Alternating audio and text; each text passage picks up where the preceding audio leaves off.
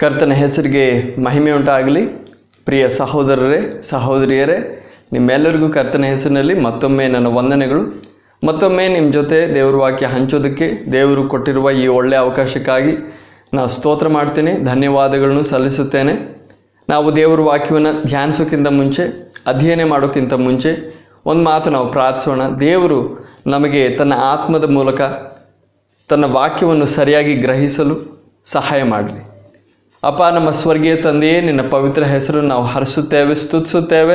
ನಿನ್ನ ಮಹಾಕೃಪೆ, ನಿನ್ನ ಮಹಾದಯೆ, ನಾವು ಮತ್ತೊಮ್ಮೆ ನಿನ್ನ ವಾಕ್ಯವನ್ನು ಅಧ್ಯಯನ ಮಾಡುವುದಕ್ಕೂ ಧ್ಯಾನಿಸುವುದಕ್ಕೂ ಕೊಟ್ಟಿರುವ ಈ ಒಳ್ಳೆಯ ಅವಕಾಶಕ್ಕಾಗಿ ನಾವು ಸ್ತೋತ್ರ ಮಾಡುತ್ತೇವೆ. ಈ ಸಂದೇಶವನ್ನು ಕೇಳುತ್ತಿರುವ ನನ್ನ ಪ್ರಿಯ ಸಹೋದರ ಸಹೋದರಿಯರಿಗಾಗಿ ನಾನು ವಿಶೇಷವಾಗಿ ಪ್ರಾರ್ಥಿಸುತ್ತೇನೆ. ಅವರು ರಕ್ಷಣೆ ಹೊಂದದೇ ಇರುವ ಅವಸ್ಥೆಯಲ್ಲಿ ಇದ್ದಲ್ಲಿ ತಂದೆಯೇ, ಅವರು ರಕ್ಷಣೆ ಹೊಂದುವಂತೆ ನೀ ಅವರ ಮೇಲೆ ಕೃಪೆ ತೋರು. ರಕ್ಷಣೆ ಹೊಂದಿರುವವರು ಕರ್ತನೆ, ನಿನ್ನ ವಾಕ್ಯದ ಮೂಲಕ, ನಿನ್ನ ಆತ್ಮನ ಮೂಲಕ ಬೆಳೆಯಲಿ, ನಿನ್ನ ರಾಜ್ಯಕ್ಕಾಗಿ ಸಿದ್ಧಪಡಲಿ. ನಿನ್ನ ಹೆಸರನ್ನು ಮಹಿಮೆಪಡಿಸು. ನಿನ್ನ ಪುತ್ರನಾದ ಯೇಸುವಿನ ಹೆಸರನ್ನು ಮಹಿಮೆಪಡಿಸು. ನಿನ್ನ ಪವಿತ್ರ ಆತ್ಮನು ನಮಗೆ ನಿನ್ನ ವಾಕ್ಯವನ್ನು ಕಲಿಯಲು, ಗ್ರಹಿಸಲು ಸಹಾಯ ಮಾಡಲಿ. ನಮ್ಮ ಅಧ್ಯಾಪಕನಾಗಿ ನಮಗೆ ನಿನ್ನ ವಾಕ್ಯವನ್ನು ಕಲಿಸಲಿ ಕರ್ತನೆ. ತಂದೆಯೇ, ನಿನ್ನ ಪುತ್ರನ ಹೆಸರನ್ನು ಮಹಿಮೆಪಡಿಸು. ಕರ್ತನಾದ ಯೇಸು ಕ್ರಿಸ್ತನ ಹೆಸರಿನಲ್ಲಿ ನಾವು ಪ್ರಾರ್ಥಿಸುತ್ತೇವೆ, ಆಮೇನ್. ಆಗ ಪ್ರಿಯರೇ, ಈ ಸಂದೇಶಗಳಲ್ಲಿ ನಾವು ರಕ್ಷಣೆ ಎಂಬ ವಿಷಯವನ್ನು ಹೊಸದಾಗಿ ಹುಟ್ಟೋದು ಎಂಬ ವಿಷಯವಾಗಿ ನಾವು ಗಮನಿಸ್ತಾ ಬರ್ತಾ ಇದ್ದೀವಿ. ಹೊಸದಾಗಿ ಹುಟ್ಟೋದು ಏನು, ಹೊಸದಾಗಿ ಹುಟ್ಟೋದು ಹೇಗೆ ಅಂತ ನಾವು ಪ್ರಾರಂಭದಿಂದ ಗಮನಿಸ್ತಾ ಬಂದ್ವಿ. ಪ್ರಾರಂಭದಲ್ಲಿ ನಾವು ಓದಿದ ವಾಕ್ಯ ಯೋಹಾನ 3:3. ಅಲ್ಲಿ ಕರ್ತನಾದ ಯೇಸು ಕ್ರಿಸ್ತನು ತಾನೇ ಹೇಳೋ ಮಾತು, ಒಬ್ಬ ವ್ಯಕ್ತಿ ಹೊಸದಾಗಿ ಹುಟ್ಟದೇ ಇದ್ದರೆ ದೇವರ ರಾಜ್ಯ ನೋಡೋದಕ್ಕಾಗಲ್ಲ. ದೇವರ ರಾಜ್ಯವನ್ನು ಪ್ರವೇಶಿಸೋದು ಇನ್ನೂ ದೂರದ ಮಾತು, ನೋಡೋದು ಕೂಡ ಆಗಲ್ಲ. ಆಗ ಹೊಸದಾಗಿ ಹುಟ್ಟೋದು ಅನಿವಾರ್ಯವಾಗಿದೆ, ಅವಶ್ಯಕವಾಗಿದೆ. ಆಗ ಹೊಸದಾಗಿ ಹುಟ್ಟೋದು ಅಂದರೆ ರಕ್ಷಣೆ ಹೊಂದೋದನ್ನು ಹೊಸದಾಗಿ ಹುಟ್ಟೋದು ಅಂತ ಬೇರೆ ಒಂದು ರೀತಿಯಲ್ಲಿ ನಾವು ಹೇಳ್ತೀವಿ. ಒಬ್ಬ ವ್ಯಕ್ತಿ ಸುವಾರ್ತೆ ಕೇಳಿ ರಕ್ಷಣೆ ಹೊಂದುವಾಗ ಅವನು ಹೊಸದಾಗಿ ಹುಟ್ಟುತ್ತಾನೆ. ಅದಲ್ಲದೆ ಬೇರೆ ಎಷ್ಟೋ ರೀತಿಯಲ್ಲಿ ಆ ಒಂದು ಘಟನೆಯನ್ನು ನಾವು ವಿವರಿಸ್ಬೋದು. ಇಲ್ಲಿ ನಾವು ಹೊಸದಾಗಿ ಹುಟ್ಟೋದು ಹೇಗೆ ಅನ್ನೋ ವಿಷಯವಾಗಿ ನಾವು ಪ್ರಾರಂಭಿಸಿ ಅದನ್ನು ಇನ್ನೂ ಎಕ್ಸ್ಪ್ಯಾಂಡ್ ಮಾಡ್ತಾ ಇದ್ದೀವಿ. ಅದನ್ನಿನ್ನೂ ವಿವರವಾಗಿ, ಆಳವಾಗಿ ನಾವು ಗಮನಿಸ್ತಾ ಇದ್ದೀವಿ, ಸೂಕ್ಷ್ಮವಾಗಿ ಗಮನಿಸ್ತಾ ಇದ್ದೀವಿ. ಅದರ ನಂತರ ನಾವು ನೋಡಿದ್ವಿ 1 ಪೇತ್ರ 1:23-25 ವಾಕ್ಯದವರೆಗೂ ಒಬ್ಬ ವ್ಯಕ್ತಿ ರಕ್ಷಣೆ ಹೊಂದೋದು ಅಥವಾ ಹೊಸದಾಗಿ ಹುಟ್ಟೋದು ಹೇಗೆ ದೇವರ ವಾಕ್ಯದ ಮೂಲಕ, ಇನ್ನೂ ಸ್ಪಷ್ಟವಾಗಿ ಹೇಳಬೇಕು ಅಂದರೆ ಸುವಾರ್ತೆಯ ಮೂಲಕ ಅಂತ ಗಮನಿಸಿದ್ವಿ. ಅದಲ್ಲದೆ ಅದರ ನಂತರ ಅಪೊಸ್ತಲರ ಕೃತ್ಯಗಳು 2ನೇ ಅಧ್ಯಾಯ 36-37 ಅಲ್ಲಿ ಪ್ರಾಯೋಗಿಕವಾಗಿ ಇದು ನಡೆಯೋದು ಹೇಗೆ, ಒಬ್ಬ ವ್ಯಕ್ತಿ ಹೇಗೆ ಹೊಸದಾಗಿ ಹುಡ್ತಾನೆ ಅಂತ ಗಮನಿಸ್ತೀವಿ. ಅಲ್ಲಿ ಅಪೊಸ್ತಲನಾದ ಪೇತ್ರನು ಸುವಾರ್ತೆ ಸಾರೋದನ್ನು ನಾವು ಗಮನಿಸ್ತೀವಿ. ಅಲ್ಲಿ ಕೇಳೋ ಜನರಲ್ಲಿ ಉಂಟಾದ ಅನುಭವ ನಾವು ಗಮನಿಸ್ತೀವಿ. ಅವರ ಹೃದಯಗಳಲ್ಲಿ ಒಂದು ದೊಡ್ಡ ವೇದನೆ ಉಂಟಾಯಿತು. ವಾಕ್ಯ ಹೇಳೋದು ಅವರ ಹೃದಯಗಳು ಅಲಗುನೆಟ್ಟಂತಾಯಿತು ಅಂತ. ಆಗ ಆ ರೀತಿಯಾದ ಅನುಭವ ನಮ್ಮಲ್ಲಿ ಉಂಟಾಗಬೇಕು ಅಂತ ನಾವು ಗಮನಿಸಿದ್ವಿ. ಆಗ ಇದನ್ನು ನಾವು ಅರ್ಥ ಮಾಡ್ಕೊಳ್ಳೋದಕ್ಕೆ ಒಬ್ಬ ರೈತ ಹೇಗೆ ನೆಲವನ್ನು ಉಳ್ತಾನೆ, ತನ್ನ ನೆಲದಲ್ಲಿ ಬೀಜ ಬಿತ್ತಿ ಕೆಲಸ ಮಾಡೋಕ್ಕಿಂತ ಮುಂಚೆ ಅವನು ಆ ನೆಲವನ್ನು ಸಿದ್ಧಪಡಿಸ್ತಾನೆ. ಸಿದ್ಧಪಡಿಸೋವಾಗ ಆ ನೆಲವನ್ನು ಉಳ್ತಾನೆ, ನೇಗಿಲು ಹಾಕಿ ಉಳ್ತಾನೆ. ಅದೇ ರೀತಿ ನಮ್ಮ ಹೃದಯದಲ್ಲಿ ಈ ರೀತಿಯಾದ ಒಂದು ವೇದನೆ ಉಂಟಾಗಬೇಕು, ಪಾಪದ ಎಚ್ಚರಿಕೆ ಉಂಟಾಗಬೇಕು, ಪಾಪದ ಬಗ್ಗೆ ಒಂದು ಮನವರಿಕೆ, ಒಂದು ಆಳವಾದ ಮನವರಿಕೆ, ಒಂದು ಎಚ್ಚರಿಕೆ, ಒಂದು ಅರಿವು ನಮ್ಮ ಹೃದಯದ ಅಂತರಂಗದಲ್ಲಿ ಆಳವಾಗಿ ಉಂಟಾಗಬೇಕು ಅಂತ ಗಮನಿಸಿದ್ವಿ. ಆಗ ಆ ರೀತಿ ಗಮನಿಸುವಾಗ, ನೇಗಿಲು ಹಾಕಬೇಕು ಅಂತ ಗಮನಿಸುವಾಗ ಅದಕ್ಕಿಂತ ಮುಂಚೆ ನಾವು ಮುಳ್ಳು ಗಿಡಗಳನ್ನ, ಬೇಡದೇ ಇರೋ ಗಿಡಗಳನ್ನ ಕಿತ್ತಾಕಬೇಕು ಅಂತ ನಾವು ಗಮನಿಸಿದ್ವಿ. ಅದಕ್ಕೆ ನಾವು ಮತ್ತಾಯ 13ನೇ ಅಧ್ಯಾಯ ಅದರಲ್ಲಿರೋ ಸಾಮ್ಯವನ್ನು ಗಮನಿಸಿದ್ವಿ. ಅಲ್ಲಿ 4 ವಿಧವಾದ ನೆಲದ ಬಗ್ಗೆ ನಾವು ಗಮನಿಸ್ತೀವಿ. ಒಂದೇನೋ ಆ ರೈತ ಬೀಜ ಬಿತ್ತುವಾಗ ದಾರಿಯಲ್ಲಿ ಬಿದ್ದ. ಆ ರೀತಿ ದಾರಿಯಲ್ಲಿ ಬಿತ್ತಬಾರ್ದು. ದಾರಿಯಲ್ಲಿ ಬಿತ್ತೋದು ಏನು ಅಂತ ಹಿಂದಿನ ಸಂದೇಶಗಳಲ್ಲಿ ನಿಮ್ಮ ಜೊತೆ ಹಂಚ್ಕೊಂಡಿದ್ದೀನಿ. ಒಂದು ವೇಳೆ ನೀವು ಯಾರಾದರೂ ಆ ಸಂದೇಶಗಳು ಕೇಳದೇ ಇದ್ದರೆ ಅದು ದಯವಿಟ್ಟು ಕೇಳಿ. ಆವಾಗ ಈ ಸಂದೇಶ, ಬರುವ ಸಂದೇಶಗಳು ನಿಮಗೆ ಇನ್ನೂ ಹೆಚ್ಚಾಗಿ ಅರ್ಥ ಆಗುತ್ತೆ. ಆಗ ನೆಲದಲ್ಲಿ ಅಂದರೆ ದಾರಿಯಲ್ಲಿ ಬಿತ್ತೋದನ್ನು ಗಮನಿಸಿದ್ವಿ. ಎರಡನೇದು ಕಲ್ಲಾಗಿರುವ ನೆಲ. ಮೂರನೇದು ಮುಳ್ಳು ಗಿಡಗಳು. ಈ 3 ವಿಧವಾದ ನೆಲದ ನಂತರ ಕೊನೆಯದಾದ 4ನೇ ವಿಧವಾದ ನೆಲ ಅನ್ನೋದು ಒಳ್ಳೆಯ ನೆಲ, ಸಿದ್ಧಪಟ್ಟಿರೋ ನೆಲ, ನೇಗಿಲು ಹಾಕಿ ಉಳಿದಿರೋ ನೆಲ. ಆ ನೆಲ ನಮಗೆ ಬೇಕಾಗಿರೋದು. ಆಗ ಮುಳ್ಳುಗಿಡಗಳ ಬಗ್ಗೆ ನಾವು ಈ ಕಲ್ಲಿನ ನೆಲ ಮತ್ತು ಈ ದಾರಿಯಲ್ಲಿ ಬಿತ್ತೋದು ಈ 3 ನಾವು ಗಮನಿಸಿದ್ದೀವಿ. ಇವಾಗ 4ನೇ ನೆಲದ ಬಗ್ಗೆ ನಾವು ಗಮನಿಸೋಣ. ಆ ರೀತಿ 4ನೇ ನೆಲ ನಾವು ಗಮನಿಸುವಾಗ ಅದು ತುಂಬ ಸಿಂಪಲ್ ಆಗಿರೋ ಒಂದು ವಿಷಯ. ನಾವು ನೇಗಿಲು ಹಾಕಿ ಉಳಬೇಕು, ಆ ನೆಲವನ್ನು ಸಿದ್ಧ ಮಾಡಬೇಕು. ಅದು ಹೇಗೆ ಮಾಡೋದು ಅಂತ ನಾವು ಇವಾಗ ಗಮನಿಸೋಣ. ಆಗ ಆ ರೀತಿ ನಾವು ಮಾಡೋವಾಗ ನಾನು ಹೇಳಿದೆ, ಮುಳ್ಳುಗಿಡಗಳನ್ನ ಕಿತ್ತು ಬಿಸಾಕಬೇಕು ಮೊದಲು. ಅದರ ನಂತರ ಮುಳ್ಳುಗಿಡಗಳನ್ನ ಕಿತ್ತು ಬಿಸಾಕಿದ ನಂತರ ನಾವು ನೇಗಿಲು ಹಾಕಿ ಉಳಬೇಕು. ಈಗ ನಾವು ಮುಳ್ಳುಗಿಡಗಳನ್ನ ಕಿತ್ತಾಕೋದನ್ನು ನಾವು ಗಮನಿಸೋಣ. ಅದರ ನಂತರ ಬರುವ ದಿವಸಗಳಲ್ಲಿ ಕರ್ತನ ಚಿತ್ತವಾದರೆ, ಕರ್ತನ ಬರೋಣ ತಡವಾದರೆ ನಾವು ನೇಗಿಲು ಹಾಕಿ ಉಳೋದ್ರ ಬಗ್ಗೆ ನಾವು ಆಳವಾಗಿ ಗಮನಿಸೋಣ. ಆಗ ಮುಳ್ಳುಗಿಡಗಳನ್ನ ಕಿತ್ತು ಬಿಸಾಕೋದು ಅಂದರೆ ಏನು? ಈಗ ಮತ್ತಾಯನು ಬರೆದ ಸುವಾರ್ತೆ 13ನೇ ಅಧ್ಯಾಯದಲ್ಲಿ ನಾವು ಕರ್ತನಾದ ಯೇಸು ಕ್ರಿಸ್ತನು ಆ ಸಾಮ್ಯದ ವ್ಯಾಖ್ಯಾನ ತಾನೇ ಕೊಡೋದನ್ನು ನಾವು ಗಮನಿಸ್ತೀವಿ. ಈ ಮುಳ್ಳುಗಿಡಗಳು ಬೇರೆ ಏನೂ ಅಲ್ಲ, ಈ ಪ್ರಪಂಚದ ಚಿಂತೆ ಮತ್ತು ಐಶ್ವರ್ಯದ ಮೋಸ ಎಂಬ ಈ ಮುಳ್ಳುಗಿಡಗಳು. ಆಗ ಅದರ ಅರ್ಥ ಏನು?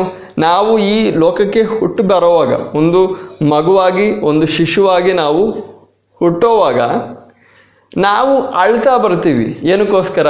ಹಾಲ್ಗೋಸ್ಕರ, ತಾಯಿಯ ಹಾಲ್ಗೋಸ್ಕರ ಅಳ್ತಾ ಬರ್ತೀವಿ. ಅದ್ರ ನಂತರ ನಮ್ಮ ಜೀವನ ಇಡೀ, ನಮ್ಮ ಕೊನೆ ಉಸಿರುವರೆಗೂ ನಾವು ನೋಡಿದ್ರೆ ನಮ್ಮ ಸುತ್ತಲೂ ಶಾರೀರಿಕವಾದ ಅವಶ್ಯಕತೆಗಳು ಆವರಿಸ್ಕೊಂಡಿವೆ. ಶಾರೀರಿಕವಾದ ಭೌತಿಕವಾದ ಅವಶ್ಯಕತೆಗಳು, ಆಸೆಗಳು ಮತ್ತು ಸುಖ ಮತ್ತು ದುಃಖಗಳು ಮತ್ತು ಸಮಸ್ಯೆಗಳು ಇವುಗಳೆಲ್ಲ ಆವರಿಸ್ಕೊಂಡಿದೆ. ನಮ್ಮ ಸಂಪೂರ್ಣ ಜೀವಿತ ಪೂರ್ತಿ ನಾವು ಈ ಗಮನದಲ್ಲಿ ಇರ್ತೀವಿ. ನನಗೆ ಒಂದು ಒಳ್ಳೆಯ ಉದ್ಯೋಗ ಬೇಕು, ಒಳ್ಳೆಯ ಆರೋಗ್ಯ ಬೇಕು, ಇದೆಲ್ಲ ತಪ್ಪು ಅಂತ ಹೇಳ್ತಾ ಇಲ್ಲ. ಈ ಶಾರೀರಿಕ ವಿಷಯಗಳಿಗೋಸ್ಕರ ನಾವು ತವಕ ಪಡುವಾಗ, ಶ್ರಮೆ ಪಡುವಾಗ, ಅದೇ ವೇಳೆ ನಮ್ಮ ಒಳಗಡೆ, ನಿಮ್ಮ ಒಳಗಡೆ, ಒಬ್ಬೊಬ್ಬ ಮನುಷ್ಯನ ಒಳಗಡೆ ಆತ್ಮ ಎಂಬ ವಿಷಯ ಇದೆ. ಆ ಆತ್ಮಕ್ಕೂ ಕೆಲವು ಸಮಸ್ಯೆಗಳಿದೆ, ಅವಶ್ಯಕತೆಗಳಿವೆ. ಆದರೆ ಅವುಗಳನ್ನ ನಾವೇನು ಗಮನಿಸ್ತಾ ಇಲ್ಲ.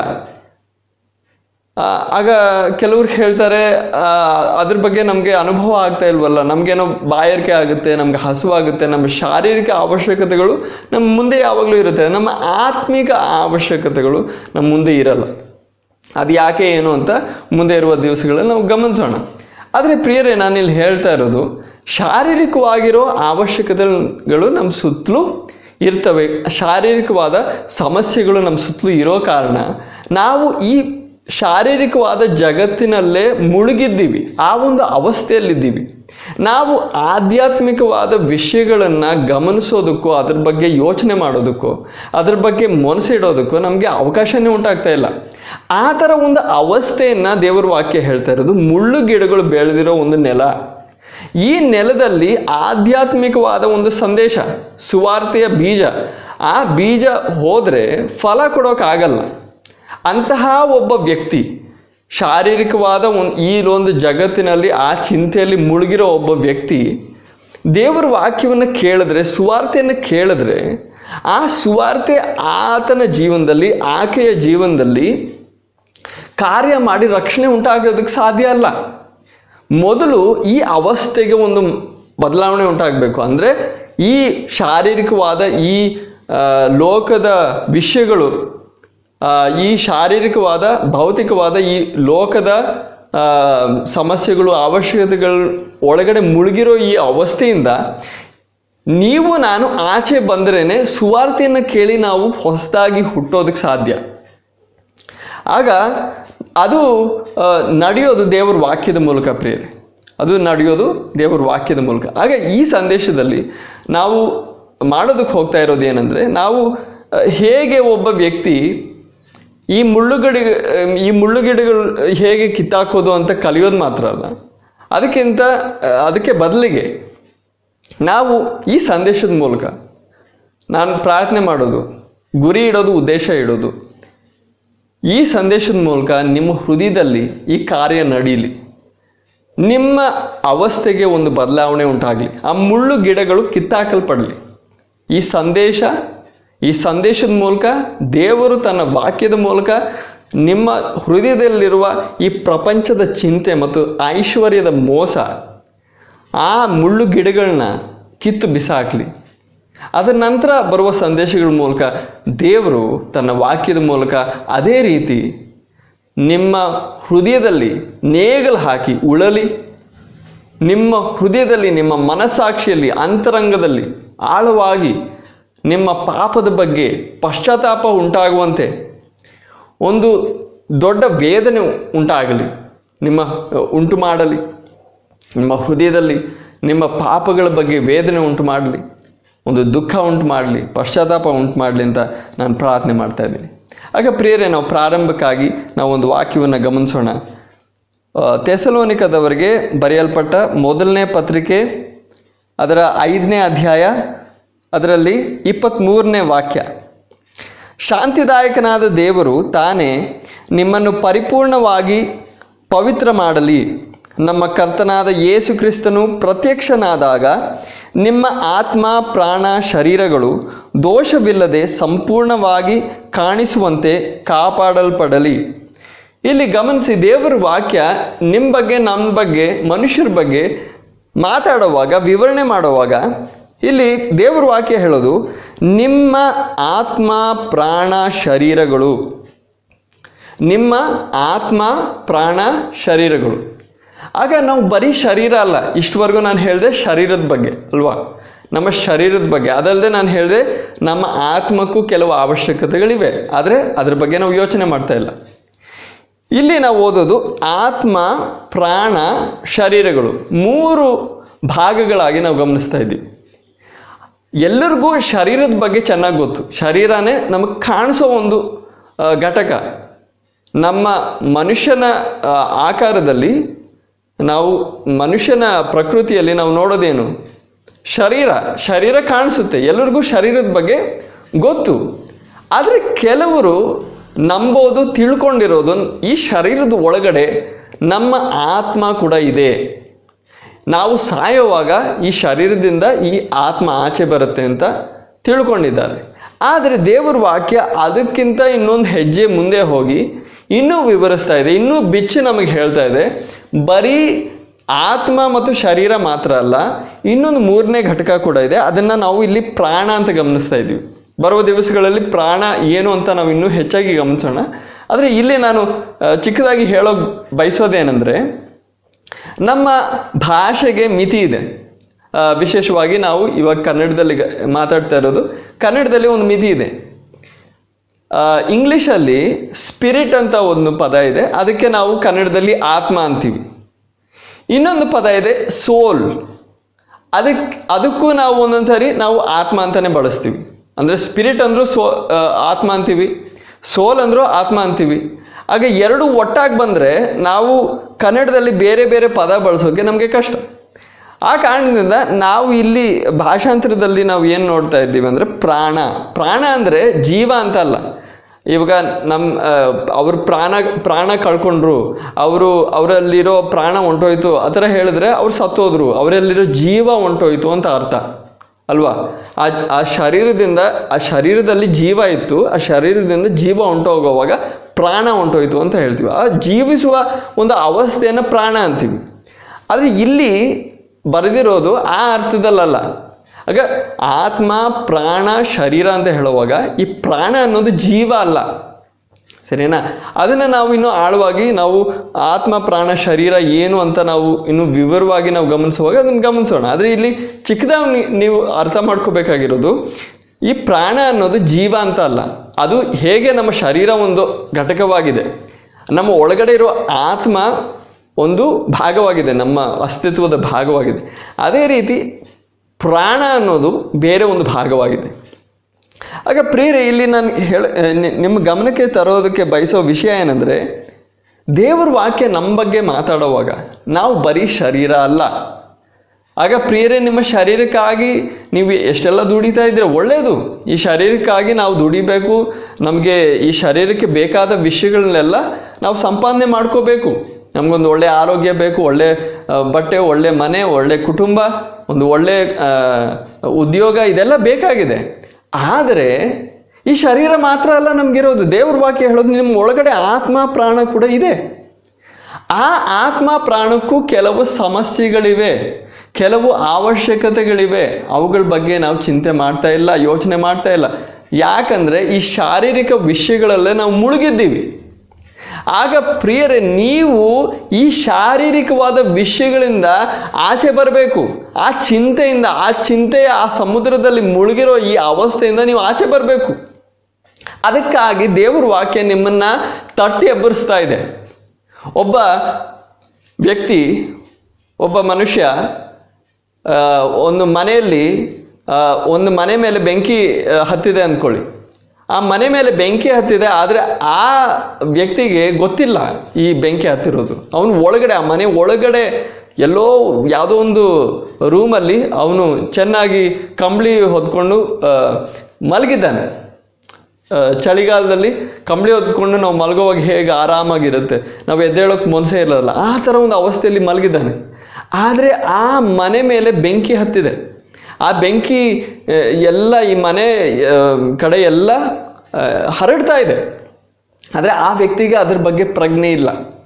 ಈ ಒಂದು ಅವಸ್ಥೆಯಲ್ಲಿ ಇರೋ ಒಂದು ರೀತಿ ಮನುಷ್ಯ ಈ ಶಾರೀರಿಕ ವಿಷಯಗಳ ಬಗ್ಗೆ ಯೋಚನೆ ಮಾಡಿಕೊಂಡು ಅದರಲ್ಲೇ ಸಿಲುಕಿಕೊಂಡು ಅದರಲ್ಲೇ ಸಿಕ್ಕಾಕೊಂಡು ಅವನು ಮಲಗಿರೋ ಒಂದು ಅವಸ್ಥೆ ಇದ್ದಾನೆ. ಒಂದು ನಶೆಯಲ್ಲಿ, ಒಂದು ನಿದ್ದೆಯಲ್ಲಿದ್ದಾನೆ. ಆಗ ದೇವರ ವಾಕ್ಯ ತಟ್ಟಿ ಎಬ್ಬರಿಸ್ತಾ ಇದ್ದಾನೆ. ಮನುಷ್ಯ, ಸಹೋದರ, ಸಹೋದರಿ, ನಿನ್ನಲ್ಲಿ ಒಂದು ಆತ್ಮ ಕೂಡ ಇದೆ. ಆ ಆತ್ಮದ ಬಗ್ಗೆ ನೀನು ಯೋಚನೆ ಮಾಡ್ತಾ ಇಲ್ಲ. ಆ ಆತ್ಮಕ್ಕೆ ದೊಡ್ಡ ಅಪಾಯ ಇದೆ. ಆದರೆ ಈ ಶಾರೀರಿಕ ವಿಷಯಗಳಲ್ಲಿ ಮಾತ್ರ ನೀನು ಮುಳುಗಿದ್ದೀಯಾ. ನೀನು ಎದ್ದೇಳು, ಈ ನಿದ್ದೆಯಿಂದ ಎದ್ದೇಳು. ಆಗ ಇಲ್ಲಿ ದೇವರ ವಾಕ್ಯ ಹೇಳ್ತದೆ, ನಿಮ್ಮ ಒಳಗಡೆ ಒಂದು ಆತ್ಮ ಕೂಡ ಇದೆ ಅಂತ ತಟ್ಟೆ ಎಬ್ಬರಿಸ್ತಾ ಇದೆ. ಅದರ ನಂತರ ನಾವು ಕೆಲವು ವಚನಗಳನ್ನ ನಾವು ಗಮನಿಸೋಣ. 1 ಪೇತ್ರ 1ನೇ ಅಧ್ಯಾಯ 24ನೇ ವಾಕ್ಯ. 1 ಪೇತ್ರ 1:24. ನರಜಾತಿಯೆಲ್ಲ ಹುಲ್ಲಿನ ಹಾಗಿದೆ, ಅದರ ಪ್ರಭಾವವೆಲ್ಲ ಹುಲ್ಲಿನ ಹೂವಿನಂತದೆ. ಹುಲ್ಲು ಒಣಗಿ ಹೋಗುವುದು, ಹೂವು ಉದುರಿ ಹೋಗುವುದು. ಇಲ್ಲಿ ಗಮನಿಸಿ, ದೇವರ ವಾಕ್ಯ ನಮ್ಮ ಬಗ್ಗೆ, ನಿಮ್ಮ ಬಗ್ಗೆ ಮಾತಾಡ್ತಾ ಇದೆ, ಮನುಷ್ಯರ ಬಗ್ಗೆ. ನರಜಾತಿ ಅಂದರೆ ಮನುಷ್ಯ ಜಾತಿ. ಆಗ ನಮ್ಮ ಬಗ್ಗೆ ಮಾತಾಡುವಾಗ ದೇವರ ವಾಕ್ಯ ಯಾವ ಘಟಕದ ಬಗ್ಗೆ ಮಾತಾಡ್ತಾ ಇದೆ? ನಮ್ಮಲ್ಲಿ ನಾನು ಹೇಳಿದೆ, ಶರೀರ ಇದೆ, ಪ್ರಾಣ ಇದೆ, ಆತ್ಮ ಇದೆ. ಆಗ ಯಾವ ಘಟಕದ ಬಗ್ಗೆ, ಯಾವ ಭಾಗದ ಬಗ್ಗೆ ಮಾತಾಡ್ತಾ ಇದೆ? ನಮ್ಮ ಶರೀರದ ಬಗ್ಗೆ ಮಾತಾಡ್ತಾ ಇದೆ.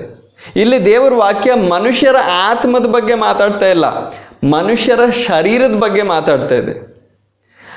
ಮನುಷ್ಯ ಹೆಚ್ಚಾಗಿ ಗಮನಿಸೋದು ಈ ಶರೀರವನ್ನೇ. ಶರೀರನೇ ನೇರವಾಗಿ ನಮಗೆ ಕಾಣಿಸೋದು. ನಾವು ಯಾರು ಕೂಡ ನಮ್ಮ ಆತ್ಮವನ್ನು ನೋಡಿಲ್ಲ. ನಾವು ಕನ್ನಡಿಯಲ್ಲಿ ನಮ್ಮ ಮುಖ ನೋಡುವಾಗ ನಮ್ಮ ಶರೀರದ ಮುಖ ಕಾಣಿಸ್ತಾ ಇದೆ, ನಮ್ಮ ಒಳಗಡೆ ಇರೋ ಆತ್ಮವನ್ನು ನಾವು ಕೂಡ ನೋಡಿಲ್ಲ, ನಮ್ಮ ಸ್ವಂತ ಮುಖವನ್ನು ನಾವು ಕೂಡ ನೋಡಿಲ್ಲ. ಆ ಕಾರಣದಿಂದ ಆ ಒಂದು ಅವಸ್ಥೆಯಿಂದ ನಾವು ಆಚೆ ಬರೋದಕ್ಕೆ, ಈ ಶರೀರನೇ ಸರ್ವಸ್ವ ಅನ್ನೋ ಒಂದು ಸಮುದ್ರದಲ್ಲಿ, ಮಾಯಾಲೋಕದಲ್ಲಿ ನಾವು ಮುಳುಗಿದ್ದೀವಿ. ಆ ಒಂದು ಅವಸ್ಥೆಯಿಂದ ನಮ್ಮನ್ನು ಆಚೆ ಎಳೆದು ತರೋದಕ್ಕೆ ದೇವರ ವಾಕ್ಯ ನಮ್ಗೆ ಹೇಳ್ತಾ ಇದೆ, ಈ ನರಜಾತಿಯೆಲ್ಲ ಹುಲ್ಲಿನ ಹಾಗಿದೆ. ಈ ಶಾರೀರಿಕವಾಗಿರೋ ಈ ಒಂದು ಜೀವನ ಅನ್ನೋದು ಹುಲ್ಲು ರೀತಿ. ಅದರ ಪ್ರಭಾವವೆಲ್ಲ ಹುಲ್ಲಿನ ಹೂವಿನಂತದೆ. ಹೇಗೆ ಹುಲ್ಲ ಮೇಲೆ ಕೆಲವು ಹೂಗಳು ಬೆಳೆದ್ರೆ ಹೇಗೆ ಅಲಂಕಾರವಾಗಿರುತ್ತೆ, ಒಂದು ಸೌಂದರ್ಯ ಕೊಡುತ್ತೋ, ಅದೇ ರೀತಿ ಮನುಷ್ಯನ ಈ ಶರೀರಕ್ಕೆ ಒಂದು ಸೌಂದರ್ಯ ಇರೋವಾಗ, ಆರೋಗ್ಯ ಇರೋವಾಗ, ವಿದ್ಯಾಭ್ಯಾಸ ಇರೋವಾಗ, ಒಳ್ಳೆ ಐಶ್ವರ್ಯ, ಸಂಪತ್ತು ಇರೋವಾಗ ಏನನ್ಸುತ್ತೆ? ಒಂದು ಸೌಂದರ್ಯ, ಆ ಮನುಷ್ಯನಿಗೆ ಒಂದು ಅಲಂಕಾರವಾಗಿರುತ್ತೆ ಈ ವಿಷಯಗಳು. ಆದರೆ ಪ್ರಿಯರೇ, ಹುಲ್ಲು ಒಣಗಿ ಹೋಗುವುದು, ಅದೇ ರೀತಿ ಈ ಶರೀರ ಒಣಗೋಗುತ್ತೆ. ಒಂದಿನ ನೀವು ಈ ಶರೀರವನ್ನು ಬಿಟ್ಟು ಹೋಗ್ತೀರಾ. ನೀವು ಈ ಶರೀರವನ್ನು ಬಿಟ್ಟು ಹೋಗ್ತೀರಾ, ಆವಾಗ ಈ ಶರೀರ ಒಣಗೋಗುತ್ತೆ. ನೀವು ಅಂತ ಹೇಳುವಾಗ ಈ ಶರೀರ ಅಲ್ಲ, ನೀವು ಈ ಶರೀರದಲ್ಲಿ ವಾಸ ಆಗಿರೋ ಒಬ್ಬ ನಿವಾಸಿಯಾಗಿದ್ದೀರಾ. ಒಬ್ಬ ವ್ಯಕ್ತಿ ಹೇಗೆ ಮನೆಯಲ್ಲಿ ವಾಸ ಮಾಡ್ತಾನೋ ಅದೇ ರೀತಿ ನೀವು ಈ ಶರೀರದಲ್ಲಿ ನಿವಾಸವಾಗಿದ್ದೀರಾ. ಆದರೆ ಈ ಶರೀರದ ಆಚೆ ನೀವು ಹೋಗ್ತೀರಾ ಒಂದಿನ, ಆವಾಗ ಈ ಶರೀರ ಒಣಗೋಗುತ್ತೆ, ಅಂದರೆ ಕೊಳೆತು ಹೋಗುತ್ತೆ. ಕೊಳೆತು ಹೋಗಿ ಈ ಕೆಳಗಡೆ ನೆಲದ ಮೇಲೆ ನಾವು ಕಾಣೋ ಈ ಮಣ್ಣಿಗೆ ಸೇರುತ್ತೆ, ಮಣ್ಣಿಗೆ ಮಣ್ಣಾಗುತ್ತೆ. ಆದರೆ ನಿಮ್ಮ ಈ ಶರೀರದ ಒಳಗಡೆ ಇರೋ ಆತ್ಮ ಮಣ್ಣಿಗೆ ಸೇರಲ್ಲ. ಆಗ ಇಲ್ಲಿ ನಾವು ಓದೋದು ಪ್ರಿಯರೇ, ಹುಲ್ಲು ಒಣಗಿ ಹೋಗುವುದು, ಹೂವು ಉದುರಿ ಹೋಗುವುದು. ಹೂವು ಹಾಗೆ ಇರುತ್ತಾ? ನಮ್ಮ ಶರೀರ ಕೊಳ್ತು ಹೋಗುವಾಗ ನಮ್ಮ ವಿದ್ಯಾಭ್ಯಾಸ, ನಮ್ಮ ಸೌಂದರ್ಯ, ಆರೋಗ್ಯ, ನಮ್ಮ ಸಂಪತ್ತು ಇದೆಲ್ಲ ಹಿಂದೆ ಬರುತ್ತಾ? ನಾವು ತಗೊಂಡು ಹೋಗ್ತೀವ? ನಮ್ಮೆಲ್ಲರಿಗೂ ಗೊತ್ತು, ನಾವು ಖಾಲಿ ಕೈಯಲ್ಲಿ ಬಂದಿದ್ದೀವಿ, ಖಾಲಿ ಕೈಯೇ ನಾವು ಹೋಗ್ತೀವಿ ಈ ಲೋಕದಿಂದ. ಈ ಲೋಕಕ್ಕೆ ನಾವು ಏನು ತಂದಿಲ್ಲ, ಏನು ತಗೊಂಡು ಹೋಗೋದು ಇಲ್ಲ. ನಾವಿಲ್ಲಿ ಯಾತ್ರಿಕರಾಗಿದ್ದೀವಿ. ನಾವು ತಾತ್ಕಾಲಿಕವಾದ ಕೆಲವು ಪರದೇಶಿಗಳು, ಯಾತ್ರಿಗಳಾಗಿದ್ದೀವಿ. ಯಾರು ಇಲ್ಲಿ ಪರ್ಮನೆಂಟ್ ಅಲ್ಲ, ಯಾರು ಇಲ್ಲಿ ಶಾಶ್ವತವಾಗಿ ಬಾಳೋ ಜನ ಇಲ್ಲ, ಯಾರು ಚಿರಂಜೀವಿ ಅಲ್ಲ. ಎಲ್ಲರೂ ಒಂದಾದರೂ ಒಂದಿನ ಸಾಯಬೇಕು, ಈ ಲೋಕವನ್ನು ಬಿಟ್ಟು ಹೋಗಬೇಕು, ಇದೆಲ್ಲರಿಗೂ ಗೊತ್ತು. ಆದರೆ ದೇವರ ವಾಕ್ಯ ನಿಮಗೆ ಗೊತ್ತಿರೋ ವಿಷಯವನ್ನು ಸುಮ್ಮನೆ ಹೇಳ್ತಾ ಇಲ್ಲ, ಈ ವಿಷಯವನ್ನು ಹೇಳಿ ನಿಮ್ಮನ್ನು ತಟ್ಟೆಬರಿಸ್ತಾ ಇದೆ. ಸಹೋದರ ಸಹೋದರಿ, ಇದೆಲ್ಲ ಗೊತ್ತಿದ್ರೂ ಕೂಡ ನಿನ್ನ ಆತ್ಮದ ಬಗ್ಗೆ ನಿನಗೆ ಒಂದು ಕಾಳಜಿ ಇಲ್ವಲ್ಲ. ಕೆಲವು ಕತೆಗಳನ್ನ ನೀನು ನಂಬ್ಕೊಂಡು ಕೂತಿದ್ದೀಯ. ನಾನು ಸತ್ತ ನಂತರ ಮತ್ತೆ ನಾನು ಕಾಗೆ, ಹಸು ಮತ್ತು ಕುರಿ, ನರಿ, ಜಿಂಕೆಗಳಾಗಿ ನಾನು ಬರ್ತೀನಿ, ಇಲ್ದಾರೆ ಬೇರೆ ಒಂದು ಮನುಷ್ಯನ ಜನ್ಮ ಎತ್ಕೊಂಡು ಬರ್ತೀನಿ. ಜನ್ಮ ಆದಮೇಲೆ ಇನ್ನೊಂದು ಪುನರ್ಜನ್ಮ, ಜನ್ಮ ಆದಮೇಲೆ ಇನ್ನೊಂದು ಪುನರ್ಜನ್ಮ. ಇದೆಲ್ಲ ಆದಮೇಲೆ ಪಾಪಕ್ಕೆ ನಾವು ಏನೆಲ್ಲ ಪಾಪ ಮಾಡಿರ್ತೀವಿ ಆ ಕರ್ಮದೆಲ್ಲ ನಾವು ಅನುಭವಿಸಿ, ಶಿಕ್ಷೆ ಅನುಭವಿಸಿ, ಈ ಲೋಕದಲ್ಲೇ ಅನುಭವಿಸಿ, ನಮ್ಮ ಎಲ್ಲ ಪಾಪಗಳದ್ದು ಪ್ರಾಯಶ್ಚಿತ ಆದಮೇಲೆ ನಾವು ದೇವರಲ್ಲಿ ಕರಗೋಗ್ತೀವಿ. ಈ ರೀತಿಯ ಎಷ್ಟೋ ಮೂಢನಂಬಿಕೆಗಳು, ಕಥೆಗಳಲ್ಲಿ ನೀವು ಸಿಲುಕಿರ್ಬೋದು, ಮುಳುಗಿರ್ಬೋದು. ಈ ಕಥೆಗಳಲ್ಲಿ ಯಾವ ಸತ್ಯನೂ ಇಲ್ಲ, ದೇವರ ವಾಕ್ಯದಲ್ಲಿ ಸತ್ಯ ಇದೆ. ನಮ್ಮಲ್ಲಿ ಯಾರಿಗಾದರೂ ನೆನಪಿದೆಯಾ ನಾವು ಹಿಂದಿನ ಜನ್ಮದಲ್ಲಿ ಈ ಥರ ಬಂದಿದ್ವಿ ಅಂತ? ಯಾರಾದರೂ ನಮ್ಗೆ ಹೇಳ್ಕೊಡ್ತಾರೆ. ಈ ಕಥೆಗಳನ್ನ ಹೇಳ್ಕೊಟ್ಟ ನಂತರ ನಾವು ಇದನ್ನು ನಂಬೋದು. ನಿಮ್ಮ ಆತ್ಮದಲ್ಲಿ ಜ್ಞಾಪಕ ಇದೆ, ನಿಮ್ಮ ಶರೀರದಲ್ಲಿ ಯಾವ ಜ್ಞಾಪಕನೂ ಇಲ್ಲ. ನೀವು ಈ ಲೋಕವನ್ನು ನೀವು ಬಿಟ್ಟು ಹೋಗೋವಾಗ, ನೀವು ಸಾಯೋವಾಗ, ಈ ಶರೀರವನ್ನು ಬಿಟ್ಟು ಹೋಗೋವಾಗ ಈ ಶರೀರದಲ್ಲಿ ನೀವು ಯೋಚನೆ ಮಾಡೋದು, ಜ್ಞಾಪಕ ಮಾಡೋದು ಯಾವುದೂ ಇಲ್ಲ. ಆಗ ನಿಮ್ಮ ಆತ್ಮದಲ್ಲಿ, ಅಂದರೆ ನಿಮ್ಮ ಪ್ರಾಣ ಆತ್ಮದಲ್ಲಿ ಎರಡು ವಿಷಯಗಳಲ್ಲಿ ಏನಿದೆ, ನಿಮ್ಮ ಜ್ಞಾಪಕ ಶಕ್ತಿ ಇದೆ. ನಾನು ಏನಾಗಿದ್ದೆ, ನಾನು ಈ ಜನ್ಮದಲ್ಲಿ ಏನೇನ ಎಲ್ಲ ಆಗಿದ್ದೀನಿ ಅಂತ. ಅದೇ ಆತ್ಮ ಒಂದು ಕಾಗೆ ಆಗಿ, ಇಲ್ಲದೇ ಒಂದು ಹಸು ಆಗಿ, ಇಲ್ಲದೇ ಬೇರೆ ಒಂದು ಜನ್ಮ ತಗೊಂಡ್ರೆ ಜ್ಞಾಪಕ ಇರ್ತಾ ಇತ್ತು. ಆದರೆ ಯಾರಿಗೂ ಆ ಥರ ಜ್ಞಾಪಕ ಇಲ್ಲ. ನಿಮಗೆ ಯಾರಿಗಾದ್ರೂ ಜ್ಞಾಪಕ ಇದೆಯಾ? ಈ ರೀತಿ ಹೇಳುವಾಗ ಕೆಲವರು ಹೇಳ್ತಾರೆ, ಕೆಲವು ಘಟನೆಗಳು ನೋಡಿದ್ರು ಜನರು, ಕೆಲವರು ಬಂದು ಈ ಥರ ಹೇಳ್ತಾರೆ, ನನಗೆ ಈ ಹಿಂದಿನ ಜನ್ಮದ ಜ್ಞಾಪಕ ಆಗ್ತಾ ಇದೆ, ಈ ಥರ ಇದೆ. ಆಮೇಲೆ ಅಲ್ಲಿ ಹೋಗಿ ಪರಿಶೀಲನೆ ಮಾಡುವಾಗ ಆ ರೀತಿಯೇ ಇದೆ ಅಂತ ನೋಡ್ತಾರೆ. ಆಗ ಹೌದು, ಪುನರ್ಜನ್ಮ ನಿಜ ಅಂತ ಅಂದ್ಕೊಳ್ತಾರೆ. ಆದರೆ ಪ್ರಿಯರೇ, ಅಲ್ಲಿ ನಡೆಯೋದೇನು ಗೊತ್ತಾ? ಒಂದು ಮೋಸ ನಡೀತಾ ಇದೆ. ದುರಾತ್ಮಗಳ ಬಗ್ಗೆ ನಾನು ಹೆಚ್ಚಾಗಿ ಇಲ್ಲಿ ವಿವರಣೆ ಮಾಡೋದಕ್ಕೆ ನಾನು ಬಯಕೆ ಇಲ್ಲ. ಇಷ್ಟು ಅರ್ಥ ಮಾಡ್ಕೊಳ್ಳಿ, ಕೆಟ್ಟ ಆತ್ಮಗಳಿದೆ. ಮನುಷ್ಯನ ಆತ್ಮದ ರೀತಿಯೇ, ದೇವರ ಆತ್ಮದ ರೀತಿಯೇ ಬೇರೆ ಕೆಟ್ಟ ಆತ್ಮಗಳಿವೆ. ಮನುಷ್ಯರಿಗೆ ಕಿರುಕುಳ ಕೊಡೋ ಆತ್ಮಗಳಿವೆ. ಅವುಗಳನ್ನ ನಾವು ದುರಾತ್ಮಗಳು ಅಂತೀವಿ. ಆ ದುರಾತ್ಮಗಳು ನಾವು ಮಾಡೋದೆಲ್ಲ ಗಮನಿಸ್ತಾ ಇವೆ. ನಾವೇನು ತಿಂತಾ ಇದ್ದೀವಿ, ಏನು ಹಾಕ್ಕೊಳ್ತಾ ಇದ್ದೀವಿ, ಎಲ್ಲಿ ಹೋಗ್ತಾ ಇದ್ದೀವಿ, ಹೇಗೆ ನಾವು ಜೀವನ ನಡೆಸ್ತಾ ಇದ್ದೀವಿ, ಇದೆಲ್ಲ ಅವುಗಳು ಗಮನಿಸ್ತಾ ಇದೆ. ಅವುಗಳಿಗೆ ಗೊತ್ತು. ಆಗ ನಾವು ಸಾಯೋವಾಗ, ನಾವು ಸತ್ತ ನಂತರ ಆ ದುರಾತ್ಮಗಳು ಬೇರೆ ಒಬ್ಬ ವ್ಯಕ್ತಿಯಲ್ಲಿ ಪ್ರವೇಶ ಮಾಡಿ ಈ ರೀತಿ ನಾಟಕ ಆಡ್ಬೋದು. ನಾನು ಹಿಂದಿನ ಜನ್ಮದಲ್ಲಿ ಈ ಥರ ಆಗಿದ್ದೆ, ಆ ಥರ ಆಗಿದೆ ಅಂತ ನಾಟಕ ಆಡ್ಬೋದು. ಯಾಕೆ ಈ ದುರಾತ್ಮಗಳು ಆ ಥರ ಮಾಡ್ತಾರೆ ಅಂದರೆ, ಯಾಕಂದರೆ ಜನ ರಕ್ಷಣೆ ಹೊಂದ್ಕೋಬಾರ್ದು. ಈ ಒಂದು ಸುಳ್ಳು ನಂಬಿಕೆಯಲ್ಲಿ ಜನರನ್ನು ಮೋಸ ಮಾಡಿ ಕಟ್ಟಾಕೋದಕ್ಕೆ ಈ ದುರಾತ್ಮಗಳು ಆ ರೀತಿ ಮೋಸ ಮಾಡುತ್ತೆ ಪ್ರಿಯರೇ. ಆ ರೀತಿ ದುರಾತ್ಮಗಳು ಮೋಸ ಮಾಡುವಾಗ ದೇವ ಸೇವಕರಾದ ಯಾರಾದರೂ ಕೈಯಿಟ್ಟು ಕರ್ತನಾದ ಯೇಸು ಕ್ರಿಸ್ತನ ಹೆಸರಿನಲ್ಲಿ ಪ್ರಾರ್ಥನೆ ಮಾಡಿ ಆ ಶಕ್ತಿಗಳನ್ನ ಗದರಿಸಿ ಈ ವ್ಯಕ್ತಿಯಿಂದ ಬಿಟ್ಟು ಹೋಗು ಅಂತ ಹೇಳುವಾಗ ಆ ಶಕ್ತಿ ಬಿಟ್ಟು ಹೋಗುತ್ತೆ. ಆ ದುರಾತ್ಮ ಆ ವ್ಯಕ್ತಿಯಿಂದ ಬಿಟ್ಟು ಹೋಗುತ್ತೆ. ಆ ರೀತಿ ಬಿಟ್ಟು ಹೋದ ನಂತರ ಅವರನ್ನು ಕೇಳಿ, ಹಿಂದಿನ ಜನ್ಮದಲ್ಲಿ ನೀನು ಏನಾಗಿದ್ದೆ, ನನಗೆ ಜ್ಞಾಪಕ ಇದೆಯಾ ಅಂದರೆ, ಗೊತ್ತಿಲ್ಲಪ್ಪ, ನನಗೇನು ಗೊತ್ತು, ಆ ಥರ ಹೇಳ್ತಾರೆ. ಆಗ ಏನಾಯಿತು, ಏನು ನಡೀತು ಅಂದರೆ, ಬೇರೆ ಒಂದು ದುರಾತ್ಮ ಏನು ಮಾಡ್ತಾಯಿತ್ತು, ನಾಟಕ ಮಾಡ್ತಾಯಿತ್ತು. ಮೋಸ ಮಾಡೋದಕ್ಕೆ, ಜನರಿಗೆ ಮೋಸ ಮಾಡೋದಕ್ಕೆ ಆ ರೀತಿ ನಾಟಕ ಮಾಡ್ತಾಯಿತ್ತು. ಆಗ ಪ್ರಿಯರೇ, ನಿಮಗೆ ನನಗೆ ಎಲ್ಲ ಮನುಷ್ಯರಿಗೂ ಒಂದೇ ಜನ್ಮ, ಒಂದೇ ಸಾವು. ನೀವು ಈ ಲೋಕಕ್ಕೆ ಒಂದೇ ಸಾರಿ ಬಂದಿರೋದು, ಮತ್ತೆ ಮತ್ತೆ ನೀವಿಲ್ಲಿ ಬರಲ್ಲ. ಕಾಗೆ, ನರಿ, ಕುರಿ, ಯಾವೊಂದು ಪ್ರಾಣಿಯಾಗಿಯೂ ಪಕ್ಷಿಯಾಗಿಯೂ ಯಾವೊಂದು ಮನುಷ್ಯನಾಗಿಯೂ ಈ ಲೋಕಕ್ಕೆ ನೀವು ಮರಳಿ ಬರಲ್ಲ. ನೀವು ಒಂದು ಗಾಳಿಯ ರೀತಿ ಈ ಲೋಕಕ್ಕೆ ಬಂದಿದ್ದೀರ, ಹೊಂಟೋಗ್ತೀರಾ. ಈ ಲೋಕಕ್ಕೆ ಮತ್ತೆ ಮತ್ತೆ ಈ ರೀತಿ ಬರಲ್ಲ ಪ್ರಿಯರೇ. ಈ ಒಂದು ಸುಳ್ಳು ಯೋಚನೆಯಿಂದ ನಿಮ್ಮನ್ನು ನೀವೇ ಮೋಸ ಮಾಡ್ಕೋಬೇಡಿ. ಈ ಒಂದು ಮೋಸದಿಂದ ನೀವು ಆಚೆ ಬನ್ನಿ. ದೇವರ ವಾಕ್ಯ ಹೇಳೋದು, ನಿಮ್ಮ ಶರೀರ ಹುಲ್ಲಿನ ರೀತಿ, ಈ ಶರೀರಕ್ಕಿರುವ ಎಲ್ಲ ಪ್ರಭಾವ, ಸೌಂದರ್ಯ ಇದೆಲ್ಲ ಆ ಹುಲ್ಲಿನ ಮೇಲೆ ಇರುವ ಹೂಗಳ ರೀತಿ. ಹುಲ್ಲು ಒಣಗಿ ಹೋಗುವುದು, ಹೂವು ಉದುರಿ ಹೋಗುವುದು. ಆದರೆ ನಿಮ್ಮ ಒಳಗಡೆ ಇರುವ ಆತ್ಮದ ಗತಿ ಏನು, ಅದನ್ನು ಗಮನಿಸಿ. ದೇವರ ವಾಕ್ಯ ನಿಮ್ಮನ್ನು ತಟ್ಟೆ ಬರೆಸ್ತಾ ಇದೆ. ನಿಮ್ಮ ಶರೀರದ ಬಗ್ಗೆನೇ ಯೋಚನೆ ಮಾಡ್ತಾ ಇದ್ದೀರ, ಆದರೆ ಈ ಶರೀರ ತಾತ್ಕಾಲಿಕವಾದದ್ದು. ನಾನು ಯಾವಾಗಲೂ ಈ ಒಂದು ಉದಾಹರಣೆ ಉಪಯೋಗಿಸ್ತೀನಿ. ನಾವು ಬಸ್ಸಲ್ಲಿ ಪ್ರಯಾಣ ಮಾಡುವಾಗ ನಮಗೆ ಕೂತ್ಕೊಳ್ಳೋಕೆ ಒಂದು ಸೀಟ್ ಬೇಕು. ಆ ಸೀಟು ದೊಡ್ಡದಾಗಿದ್ದರೆ, ಕುಷನ್ ಹಾಕಿದರೆ ಒಳ್ಳೆಯದು ಅಲ್ವಾ. ಆದರೆ ನಾವು ಬಸ್ ಹತ್ತೋದು ಸೀಟಲ್ಲಿ ಕೂತ್ಕೊಳ್ಳೋಕ್ಕಲ್ಲ. ಮನೆಯಲ್ಲಿ ಸೋಫಾ ಇದೆ, ಒಳ್ಳೆ ಚೇರ್ಗಳಿವೆ, ಇದರ ಪಾರ್ಕಲ್ಲೇ ಕೂತ್ಕೋಬೋದಲ್ವ. ಬಸ್ಸಲ್ಲಿ ಹೋಗಿ ಏನಕ್ಕೆ ಎಲ್ಲರ ಜೊತೆ ಇಕ್ಕಟ್ಟಲ್ಲಿ ಕೂತ್ಕೋಬೇಕು? ನಾವು ಕೂತ್ಕೊಳ್ಳೋಕ್ಕಲ್ಲ ನಾವು ಬಸ್ ಹತ್ತಾ ಇರೋದು, ಎಲ್ಲ ಹೋಗೋದಕ್ಕೆ. ಅದೇ ರೀತಿ ಈ ಲೋಕದಲ್ಲಿ ನಾವು ಜೀವಿಸೋವಾಗ, ಹೌದು ನಮಗೆ ಆರೋಗ್ಯ ಬೇಕು, ಒಂದು ಒಳ್ಳೆಯ ಮನೆ ಬೇಕು, ಆಹಾರ ಮತ್ತು ನೀರು ಬೇಕು. ಈ ಶರೀರಕ್ಕೆ ಅವಶ್ಯಕತೆಗಳು ನಿಜವಾಗ್ಲೂ ನಮಗಿದೆ. ಅವುಗಳು ದೇವರೇ ನೆರವೇರಿಸ್ತಾ ಇರೋದು ಕೂಡ. ನಮಗೆ ಬಿಸಿಲು, ನೀರು, ಗಾಳಿ ಇವುಗಳೆಲ್ಲ ದೇವರು ಒದಗಿಸ್ತಾ ಇರೋದು ಯಾರು? ದೇವರೇ. ಆದರೆ ಇದು ಮಾತ್ರ ಅಲ್ಲ ಜೀವನ. ಇದು ನಿಮ್ಮ ಜೀವನದ ಗುರಿಯಲ್ಲ.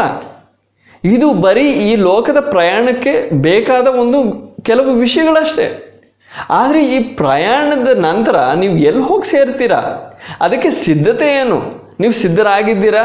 ಆ ರೀತಿ ಆ ಸ್ಥಳಕ್ಕೆ, ಸರಿಯಾದ ಸ್ಥಳಕ್ಕೆ ಸೇರೋದಕ್ಕೆ ಸಿದ್ಧ ಆಗೋದು ಹೇಗೆ? ಈ ವಿಷಯಗಳ ಬಗ್ಗೆ ನೀವು ಗಮನ ಇಡೋದು ತುಂಬ ಮುಖ್ಯ. ಆಗ ನಾವು ಕೆಲವು ಬೇರೆ ವಾಕ್ಯಗಳನ್ನ ನಾವು ದೇವರ ವಾಕ್ಯದಿಂದ ಗಮನಿಸೋಣ. ಯಾಕೋಬನ ಪತ್ರಿಕೆಯಲ್ಲಿ ನಾವು 4ನೇ ಅಧ್ಯಾಯ, ಅದರಲ್ಲಿ 13ನಿಂದ 15ನೇ ವಾಕ್ಯದವರೆಗೂ ಗಮನಿಸೋಣ. ಈ ಹೊತ್ತು ಇಲ್ಲವೇ ನಾಳೆ ನಾವು ಇಂಥ ಪಟ್ಟಣಕ್ಕೆ ಹೋಗಿ ಅಲ್ಲಿ 1 ವರ್ಷವಿದ್ದು ವ್ಯಾಪಾರವನ್ನು ಮಾಡಿ ಲಾಭವನ್ನು ಸಂಪಾದಿಸುತ್ತೇವೆ ಅನ್ನುವವರೇ ಕೇಳಿರಿ. ಈ ರೀತಿ ನಾವು ಯೋಜನೆ ಮಾಡ್ತೀವಿ, ಆ ಪಟ್ಟಣಕ್ಕೆ ಹೋಗ್ತೀವಿ, ಆ ಒಂದು ಸ್ಥಳಕ್ಕೆ ಹೋಗ್ತೀವಿ, ವ್ಯಾಪಾರ ಮಾಡ್ತೀವಿ, ನಾಳೆ ಇದು ಮಾಡ್ತೀವಿ, ನಾಳೆ ಅದು ಮಾಡ್ತೀವಿ ಅಂತ ನಾವು ಒಂದು ಯೋಜನೆಗಳು ಹಾಕ್ತಾ ಇದ್ದೀವಿ, ಹೌದಾ ಇಲ್ವಾ? ನಾಳೆ ಇದು ಮಾಡ್ತೀನಿ, ಅದು ಮಾಡ್ತೀನಿ ಅಂತ ಎಲ್ಲರೂ ಯೋಚನೆ ಮಾಡ್ತಾ ಇದ್ದಾರೆ. ವ್ಯಾಪಾರ ಇಲ್ಲದೆ ಇದ್ದರೆ ನಾಳೆ ಆ ಒಂದು ಸ್ಥಳಕ್ಕೆ ಹೋಗ್ತೀನಿ, ನಾಳೆ ಇದು ಮಾಡ್ತೀನಿ, ಮನೇಲಿ ಇದು ಮಾಡ್ತೀನಿ, ಯೋಚನೆ ಇದೆ, ಅದು ಸರಳವಾಗಿದೆ. ಆದರೆ ಪ್ರಿಯರೇ, ನಾವು ಏನು ಅರ್ಥ ಮಾಡ್ಕೊಳ್ತಾ ಇಲ್ಲ ಅಂದರೆ, ಇಲ್ಲಿ ನಾವು ವಾಕ್ಯ ಹೇಳೋದು ಅಂಥ ರೀತಿ ಹೇಳೋರು ಕೇಳಬೇಕು. ಹೇಳ್ತಾ ಇರೋದು ಅನ್ನುವವರೇ ಕೇಳಿರಿ. ಆ ರೀತಿ ಯೋಚನೆ ಮಾಡೋರು, ಹೇಳೋರು ಕೇಳಿರಿ. ನಾಳೆ ಏನಾಗುವುದೋ ನಿಮಗೆ ತಿಳಿಯದು. ನಾಳೆ ನಿಮ್ಮ ಜೀವನದಲ್ಲಿ ಇದೆಯಾ? ನಾಳೆ ನೀವು ಬದುಕ್ತಿರೋ ಇಲ್ವೋ ನಿಮಗೆ ಗೊತ್ತಿಲ್ಲ. ಆದರೂ ನೀವು ಯೋಚನೆ ಮಾಡ್ತಾ ಇದ್ದೀರಾ, ನಾನು ಅದು ಮಾಡ್ತೀನಿ, ಇದು ಮಾಡ್ತೀನಿ ಅಂತ. ಯಾಕೆ ದೇವರ ವಾಕ್ಯ ಈ ರೀತಿ ಹೇಳ್ತಾ ಇದೆ ಅಂದರೆ, ಮನುಷ್ಯ, ಸಹೋದರ, ಸಹೋದರಿ, ನಿಮಗೆ ಈ ಯೋಚನೆ ಇಲ್ಲ. ನಾಳೆ ಒಂದು ವೇಳೆ ಈ ಲೋಕವನ್ನು ನಾನು ಬಿಟ್ಟು ಹೋಗ್ತೀನೇನೋ. ಎಷ್ಟೋ ಜನರು ಯಾರೆಲ್ಲ ಈ ಲೋಕದಲ್ಲಿ ಸತ್ತು ಈ ಲೋಕವನ್ನು ಬಿಟ್ಟು ಹೋಗ್ತಾರೋ, ಯಾರೂ ಕೂಡ ಹಿಂದಿನ ದಿನ ಈ ರೀತಿ ಯೋಚನೆ ಮಾಡಿಲ್ಲ. ನಾಳೆ ನಾನು ಸತ್ತೋಗ್ತೀನಿ, ನಾನು ಅದಕ್ಕೋಸ್ಕರ ಸಿದ್ಧಪಡಬೇಕು ಅಂತ ಯೋಚನೆ ಮಾಡಿಲ್ಲ. ಅದಕ್ಕೆ ಬದಲಿಗೆ ನಾಳೆ ನಾನು ಇದು ಮಾಡ್ತೀನಿ, ಬರೋ ವಾರ ಇದು ಮಾಡ್ತೀನಿ, ಬರೋ ತಿಂಗಳು ಇದು ಮಾಡ್ತೀನಿ ಅಂತ ಯೋಚನೆಗಳಿತ್ತು. ಆದರೆ ಮರಣ ಎಂಬುದು ತಕ್ಷಣವಾಗಿ ಸಡನ್ನಾಗಿ ಬಂತು. ಅದು ಸರ್ಪ್ರೈಸ್ ಆಗಿತ್ತು, ಆಶ್ಚರ್ಯವಾಗಿ ಸಡನ್ನಾಗಿ ಬಂತು, ಪಕ್ಕನೆ ಬಂತು. ಆಗ ಯಾರು ಕೂಡ ಯೋಚನೆ ಮಾಡಿರಲ್ಲ ನಾನು ನಾಳೆ ಸಾಯ್ತೀನಿ ಅಂತ.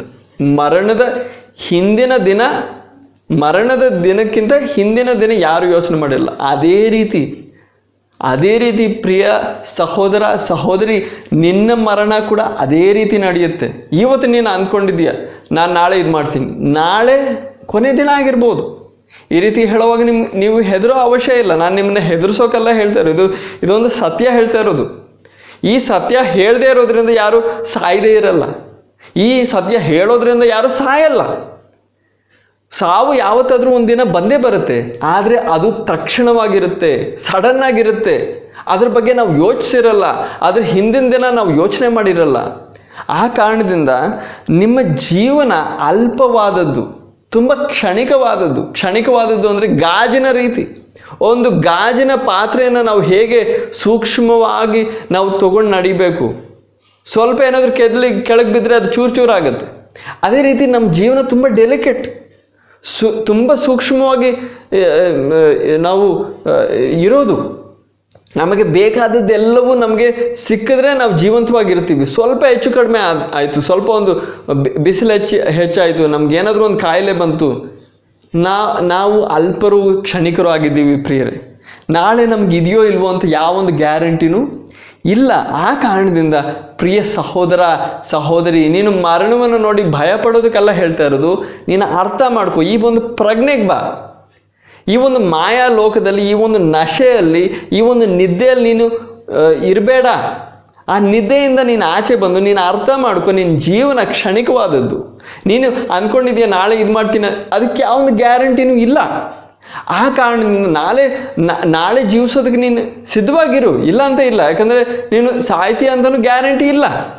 ಆದರೆ ಸಾವು ಬಂದರೆ ನೀನು ತಯಾರಾಗಿರಬೇಕು. ಅದಕ್ಕೋಸ್ಕರ ನೀನು ತಯಾರಾಗು.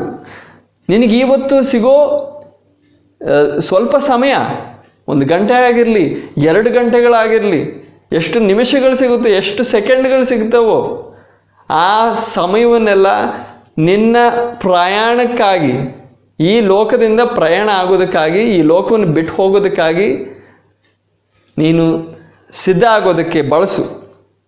ಅದು ನಿನ್ನ ಬುದ್ಧಿವಂತಿಕೆ ಆಗಿರುತ್ತೆ, ಅದು ಸರಿಯಾದ ತಿಳುವಳಿಕೆ ಜ್ಞಾನವಾಗಿರುತ್ತೆ.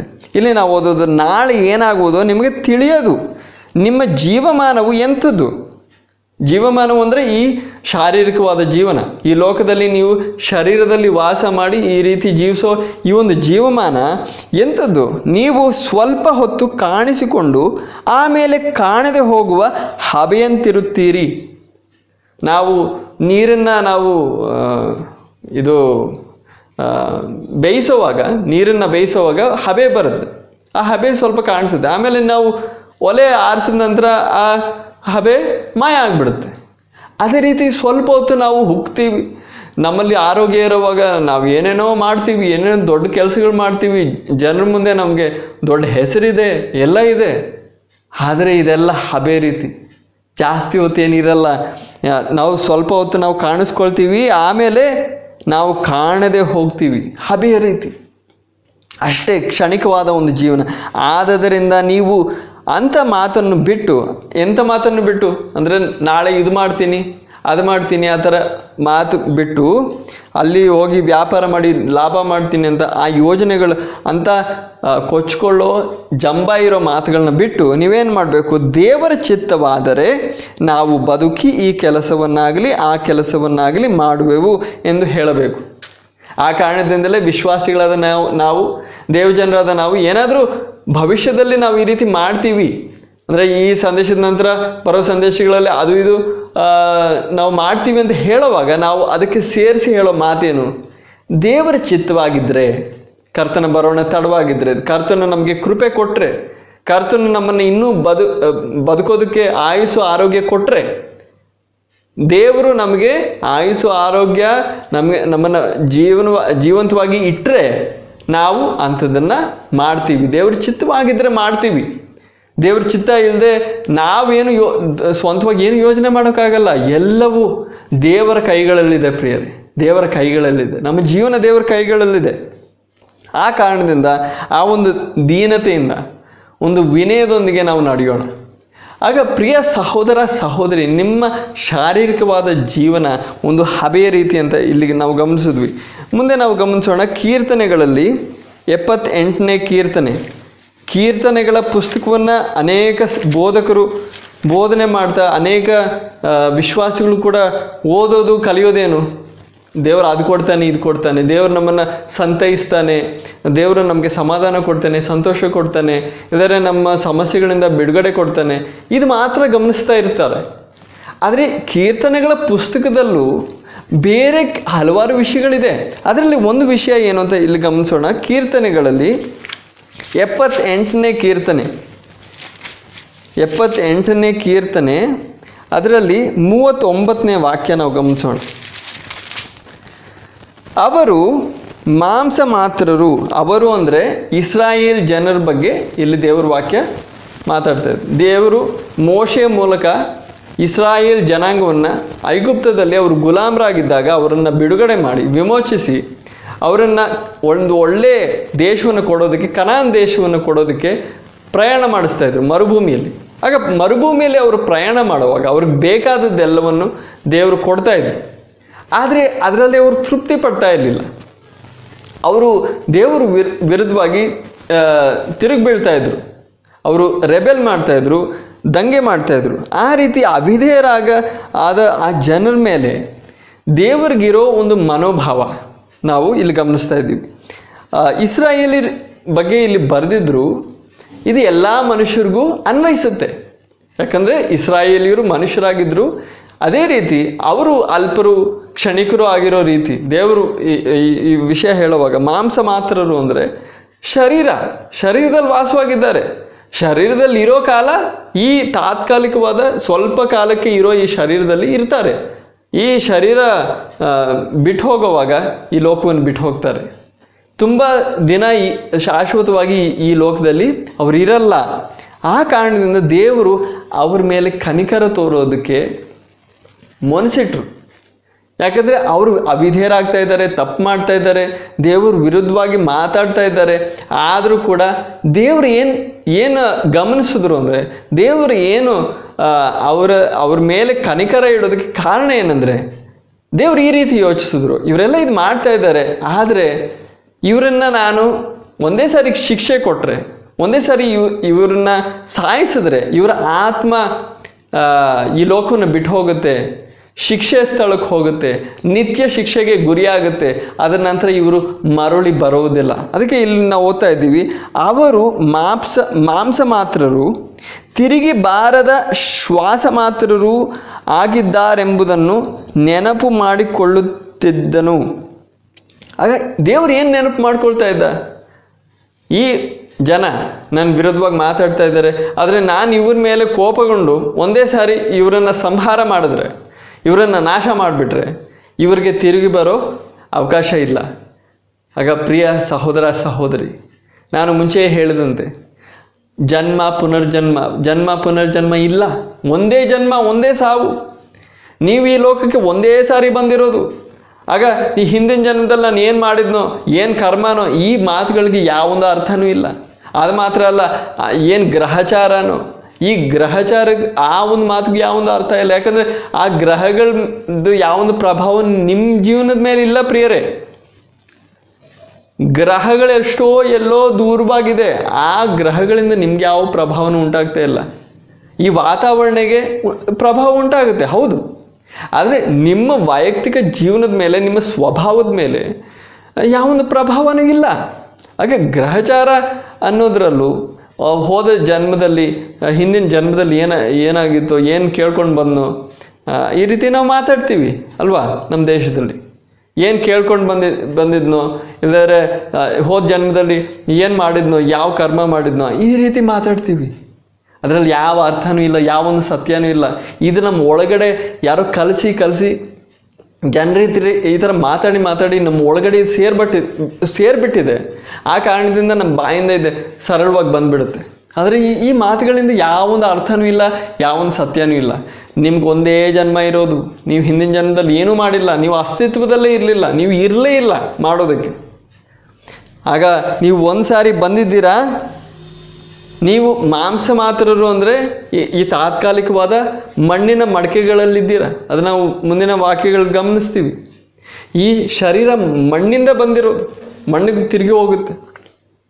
ಆ ಒಂದು ತಾತ್ಕಾಲಿಕವಾದ ಒಂದು ಶರೀರದಲ್ಲಿ ಇದ್ದೀರಾ. ತಿರುಗಿ ಬಾರದ ಶ್ವಾಸ ಮಾತ್ರರು ಅಂದರೆ ಶ್ವಾಸ ಹೋದರೆ ವಾಪಸ್ ಬರದೇ ಇದ್ದರೆ ಒಬ್ಬ ಮನುಷ್ಯ ಜೀವಿಸೋಕ್ಕಾಗಲ್ಲ. ಈ ಶ್ವಾಸ ಅಂತ ಹೇಳೋ ಕಡೆ ಕೆಲವು ಬೇರೆ ಭಾಷಾಂತರಗಳಲ್ಲಿ, ಇವಾಗ ನಾವು ಆಂಗ್ಲ ಭಾಷೆಯಲ್ಲಿ, ಇಂಗ್ಲೀಷಲ್ಲಿ ನಾವು ಬೈಬಲ್ ಓದಿದ್ರೆ ಅಲ್ಲಿ ವಿಂಡ್ ಅಥವಾ ಗಾಳಿ, ವಾಯು ಅಂತ ಬರೆದಿದೆ. ಆಗ ಒಂದು ಗಾಳಿ ಬೀಸೋವಾಗ ಇಲ್ಲಿಂದ ಇಲ್ಲಿ ಹೋಗುತ್ತೆ, ಆಮೇಲೆ ಮತ್ತೆ ಅದು ವಾಪಸ್ ಬರಲ್ಲ. ಒಂದು ಸಾರಿ ಬೀಸುತ್ತೆ, ಹೋಗ್ಬಿಡುತ್ತೆ. ಅದೇ ರೀತಿ ನಾವು ಯಾರು ವಾಪಸ್ ಬರಲ್ಲ, ಯಾರು ಮಾರುಳಿ ಬರಲ್ಲ. ಈ ರೀತಿಯಾದ ಒಂದು ಅವಸ್ಥೆಯಲ್ಲಿ ಅವರು ಶ್ವಾಸ ಮಾತ್ರರು, ಮಾಂಸ ಮಾತ್ರರು. ಅವರನ್ನು ನಾನು ಕೊಂದರೆ, ಅವರನ್ನು ನಾನು ನಿತ್ಯ ನರಕಕ್ಕೆ ಹಾಕಿದ್ರೆ ಅಲ್ಲಿಂದ ಅವರು ಮರಳಿ ಬರಲ್ಲ. ಆ ಕಾರಣದಿಂದ ದೇವರು ಇದನ್ನು ನೆನಪು ಮಾಡಿಕೊಂಡು ಅವ್ರ ಮೇಲೆ ಕನಿಕರ ತೋರಿದ್ರು, ಅವ್ರ ಮೇಲೆ ಕರುಣೆ ತೋರಿಸಿದ್ರು. ಯಾಕೆ ಇವತ್ತು ಎಷ್ಟೋ ಜನ ಅನ್ಯಾಯ ಮಾಡ್ತಾ ಇದ್ದಾರೆ, ಮೋಸ ಮಾಡ್ತಾ ಇದ್ದಾರೆ, ಅವ್ರು ಯಾರೂ ಸಾಯ್ತಾ ಇಲ್ಲ. ತಕ್ಷಣವಾಗಿ ನಮಗೆ ನಮ್ಮ ಪಾಪಕ್ಕೆ ಸಿಗಬೇಕಾಗಿರೋ ಶಿಕ್ಷೆ ದೇವ್ರು ಕೊಡ್ತಾ ಇಲ್ಲ. ಅದರರ್ಥ ದೇವರು ನಾವು ಮಾಡೋ ಪಾಪವನ್ನು ನೋಡ್ತಾ ಇಲ್ಲ ಅಂತಲ್ಲ, ದೇವ್ರಿಗೇನು ಕಾಣಿಸ್ತಾ ಇಲ್ಲ, ದೇವ್ರಿಗೇನು ಗೊತ್ತಿಲ್ಲ, ಈ ಪಾಪಕ್ಕೆ ಶಿಕ್ಷೆ ಸಿಗ್ತಾ ಇಲ್ಲ ಅಂತಲ್ಲ, ಇಲ್ಲದೆ ಬರೋ ಜನ್ಮದಲ್ಲಿ ಸಿಗುತ್ತೆ ಅಂತನೂ ಅಲ್ಲ. ಅದಕ್ಕೆ ಬದಲಿಗೆ ಯಾಕೆ ದೇವರು ಈ ರೀತಿ ಮಾಡ್ತಾ ಇದ್ದಾರೆ ಅಂದರೆ, ದೇವ್ರಿಗೆ ಗೊತ್ತು ಒಂದು ಸಾರಿ ಶಿಕ್ಷೆ ಕೊಟ್ಟರೆ ಅವ್ರಿಗೆ ಬೇರೆ ಒಂದು ಅವಕಾಶ ಇಲ್ಲ. ಆ ಕಾರಣದಿಂದ ದೇವರು ನಮ್ಮನ್ನು ಪ್ರೀತಿಸ್ತಾ ಇದ್ದಾನೆ, ದೇವ್ರಿಗೆ ನಮ್ಮ ಮೇಲೆ ಕನಿಕರ ಇದೆ. ದೇವರು ಬಯಸೋದು ಈ ಸಹೋದರ, ಈ ಸಹೋದರಿ, ಆತನು ಮತ್ತು ಆಕೆ ಆ ಪಾಪಗಳಿಂದ, ಅವ್ರು ಮಾಡೋ ಪಾಪಗಳಿಂದ ಪಶ್ಚಾತ್ತಾಪ ಪಡಲಿ, ಆ ಪಾಪಗಳನ್ನ ಬಿಡಲಿ, ಆ ಕೆಟ್ಟ ಕೆಲಸಗಳನ್ನ ಬಿಡಲಿ, ನನ್ನ ಕಡೆಗೆ ತಿರುಗಲಿ. ದೇವರೇ, ನಾನೊಬ್ಬ ಪಾಪಿ, ನನ್ನನ್ನು ರಕ್ಷಿಸು, ನನ್ನನ್ನು ಮನ್ನಿಸು, ನನ್ನ ಪಾಪಗಳಿಂದ ಬಿಡುಗಡೆ ಮಾಡು, ನನ್ನ ಮೇಲೆ ದಯೆ ತೋರು, ನನ್ನ ಮೇಲೆ ಕರುಣೆ ತೋರು ಎಂದು ಕೂಗುತ್ತಾ, ಮೊರೆ ಇಡುತ್ತಾ ಯಾವತ್ತು ಬರ್ತಾಳೋ ಅಂತ ದೇವರು ಎದುರು ನೋಡ್ತಾ ಇದ್ದಾನೆ. ಆ ಕಾರಣದಿಂದ, ಆ ನಿರೀಕ್ಷೆ ಇರೋದ್ರಿಂದ ದೇವರು ಎಲ್ಲರಿಗೂ ಅವಕಾಶ ಕೊಡ್ತಾ ಇದ್ದಾನೆ, ಕೃಪೆ ತೋರಿಸ್ತಾ ಇದ್ದಾನೆ. ಇದನ್ನು ಅನ್ನೋದು, ದೇವರು ಕೃಪೆ ತೋರಿಸ್ತಾ ಇದ್ದಾನೆ. ನೀನು ಪಾಪ ಮಾಡಿದ್ರು, ನಿನ್ನನ್ನು ಇವಾಗಲೇ ಶಿಕ್ಷೆ ಕೊಟ್ಟರೆ ನಿನಗೆ ಬೇರೆ ಒಂದು ವಿಮೋಚನೆಗೆ ಅವಕಾಶ ಇಲ್ಲ, ಬಿಡುಗಡೆಗೆ ಅವಕಾಶ ಇಲ್ಲ. ನೀನು ನರಕಕ್ಕೆ ಹೋದರೆ ನೀನು ಮತ್ತೆ ವಾಪಸ್ ಬರಲ್ಲ. ನೀನೊಂದು ಗಾಳಿಯ ರೀತಿ ಬೀಸಿ ಇಲ್ಲಿ ಹೋಗ್ತೀಯ, ಮತ್ತೆ ವಾಪಸ್ ಬರಲ್ಲ. ಅದಕ್ಕೆ ನಾನು ಕನಿಕರ ತೋರಿಸ್ತಾ ಇದ್ದೀನಿ, ಅದು ದೇವರು ಹೇಳೋದು. ಆ ರೀತಿ ಇಸ್ರಾಯೇಲಿಯರ ಮೇಲೆ ಕನಿಕರ ತೋರಿದ ದೇವರು ಇವತ್ತು ಕೂಡ ಅನೇಕರ ಮೇಲೆ ಕನಿಕರ ತೋರ್ತಾ ಇದ್ದಾನೆ. ನಿಮ್ಮ ಮೇಲೂ ಕನಿಕರ ತೋರ್ತಾ ಇದ್ದಾನೆ, ನಿಮ್ಮೊಬ್ಬೊಬ್ಬರ ಮೇಲೂ ಕನಿಕರ ತೋರ್ತಾ ಇದ್ದಾನೆ. ಯಾಕೆ? ನೀವು ಈ ಲೋಕವನ್ನು ಬಿಟ್ಟು ಹೋದ ನಂತರ ಮತ್ತೆ ಇಲ್ಲಿ ಬರಲ್ಲ. ಕಾಗೆ ಹಸುವಾಗಿ ಬರಲ್ಲ, ನರಿಗಳಾಗಿ, ಜಿಂಕೆಗಳಾಗಿ, ಬೇರೆ ಪ್ರಾಣಿಗಳಾಗಿ ನೀವು ಬರಲ್ಲ. ನೀವು ಗಾಳಿಯ ರೀತಿ ನೀವು ಇಲ್ಲಿಂದ ಬೀಸಿ ಹೋದ ನಂತರ ನೀವು ಮತ್ತೆ ಬರಲ್ಲ. ಇದರ ನಂತರ ನಾವು ಯೋಬನ ಗ್ರಂಥ, ಅದರಲ್ಲಿ 4ನೇ ಅಧ್ಯಾಯ, ಯೋಬ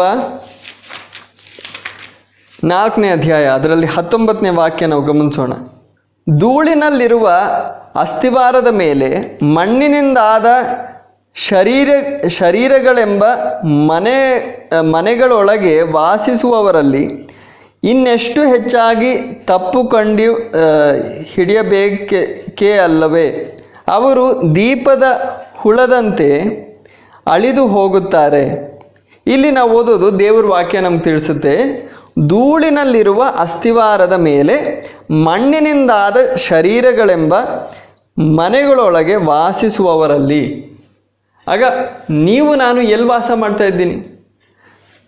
ಮಣ್ಣಿನ ಮಡಕೆಗಳಲ್ಲಿ, ಮಣ್ಣಿನ ಪಾತ್ರೆಗಳಲ್ಲಿ ವಾಸ ಮಾಡ್ತಾ ಇದ್ದೀವಿ. ಈ ಶರೀರ ಮಣ್ಣಿಂದ ಬಂದಿದೆ ಪ್ರಿಯರೇ. ದೇವ್ರ ವಾಕ್ಯ ಹೇಳುತ್ತೆ, ಮನುಷ್ಯನನ್ನು ದೇವರು ಈ ಮಣ್ಣಿಂದ ಉಂಟು ಮಾಡಿದ್ವಿ. ಅಂದರೆ ಮನುಷ್ಯನ ಶರೀರವನ್ನು ಈ ಮಣ್ಣಿಂದ ತೆಗೆದು, ಮಣ್ಣಿಂದ ಒಂದು ಆಕಾರ ಉಂಟು ಮಾಡಿ, ಆ ಆಕಾರಕ್ಕೆ ಜೀವಶ್ವಾಸವನ್ನು ಊದಿದಾಗ ಮನುಷ್ಯನು ಜೀವಿಸುವ ಒಬ್ಬ ಜೀವಿಯಾಗಿ, ಒಬ್ಬ ವ್ಯಕ್ತಿಯಾಗಿ ಮಾರ್ಪಟ್ಟಿದ್ದು. ಆಗ ಈ ಸಾಯುವಾಗ ನಮ್ಮ ಶರೀರ ಮತ್ತೆ ಮಣ್ಣಿಗೆ ತಿರುಗಿ ಹೋಗುತ್ತೆ. ಆಗ ನಾವು ಮಣ್ಣಿನ ಮಡಿಕೆಗಳಲ್ಲಿ ಜೀವಿಸ್ತಾ ಇದ್ದೀವಿ, ಸಿಮೆಂಟಿನ ಕಟ್ಟಡಗಳಲ್ಲ, ಒಂದು ಬಲಿಷ್ಠವಾದ ಒಂದು ಅಸ್ಥಿವಾರದ ಮೇಲಲ್ಲ. ಆಗ ನಮ್ಮ ಜೀವನದಲ್ಲಿ, ನಿಮ್ಮ ಜೀವನದಲ್ಲಿ ಒಂದು ದೀನತೆ ಇರಲಿ. ದೇವರ ಮುಂದೆ, ನಿಮ್ಮ ಸೃಷ್ಟಿಕರ್ತನಾದ ದೇವರ ಮುಂದೆ ನಿಮಗೆ ದೀನತೆ ಇರಬೇಕು, ವಿನಯ ಇರಬೇಕು. ಅದರ ನಂತರ ನಾವು ಇಲ್ಲಿ ಓದೋದು, ಅವರು ದೀಪದ ಹುಳದಂತೆ ಅಳಿದು ಹೋಗುತ್ತಾರೆ. ನಮ್ಮ ಶರೀರದಲ್ಲಿ ಎಷ್ಟೋ ಹುಳುಗಳಿವೆ. ನಾವು ಸಾಯುವಾಗ ಆ ಹುಳುಗಳು ಇನ್ನೂ ಹೆಚ್ಚಾಗ್ತವೆ, ಆಚೆ ಬರ್ತವೆ. ಅದೇ ಹುಳುಗಳು ಈ ಶರೀರವನ್ನು ತಿಂದು ಈ ಶರೀರ ಕೊಳ್ತೋಗುತ್ತೆ. ಅದು ನಮ್ಮ ಪ್ರಕೃತಿ. ಇದು ನಿಜ ಪ್ರಿಯರೇ. ಆಗ ಮುಂದೆ ನಾವು ಓದೋಣ ಯೆಶಾಯನ ಪ್ರವಾದನೆ. ಅದಕ್ಕಿಂತ ಮುಂಚೆ ನಾವು ಪೂರ್ವಕಾಲ ವೃತ್ತಾಂತದ ಮೊದಲನೇ ಪುಸ್ತಕ 21ನೇ ಅಧ್ಯಾಯ, ಪೂರ್ವಕಾಲ ವೃತ್ತಾಂತದ ಮೊದಲನೇ ಪುಸ್ತಕ 29ನೇ ಅಧ್ಯಾಯ, ಅದರ 15ನೇ ವಾಕ್ಯ ನಾವು ಓದೋಣ. ಇಲ್ಲಿ ಅರಸನಾದ ದಾವೀದನು ಹೇಳೋ ಒಂದು ಮಾತು, ಆತನು ದೇವರಿಗೆ ಪ್ರಾರ್ಥನೆ ಮಾಡುವಾಗ ಹೇಳೋ ಮಾತು, ನಾವು ನಿನ್ನ ದೃಷ್ಟಿಯಲ್ಲಿ ಪರದೇಶಿಗಳು, ನಮ್ಮ ಪಿತೃಗಳೆಲ್ಲರಂತೆ ಪ್ರವಾಸಿಗಳು ಆಗಿದ್ದೇವೆ.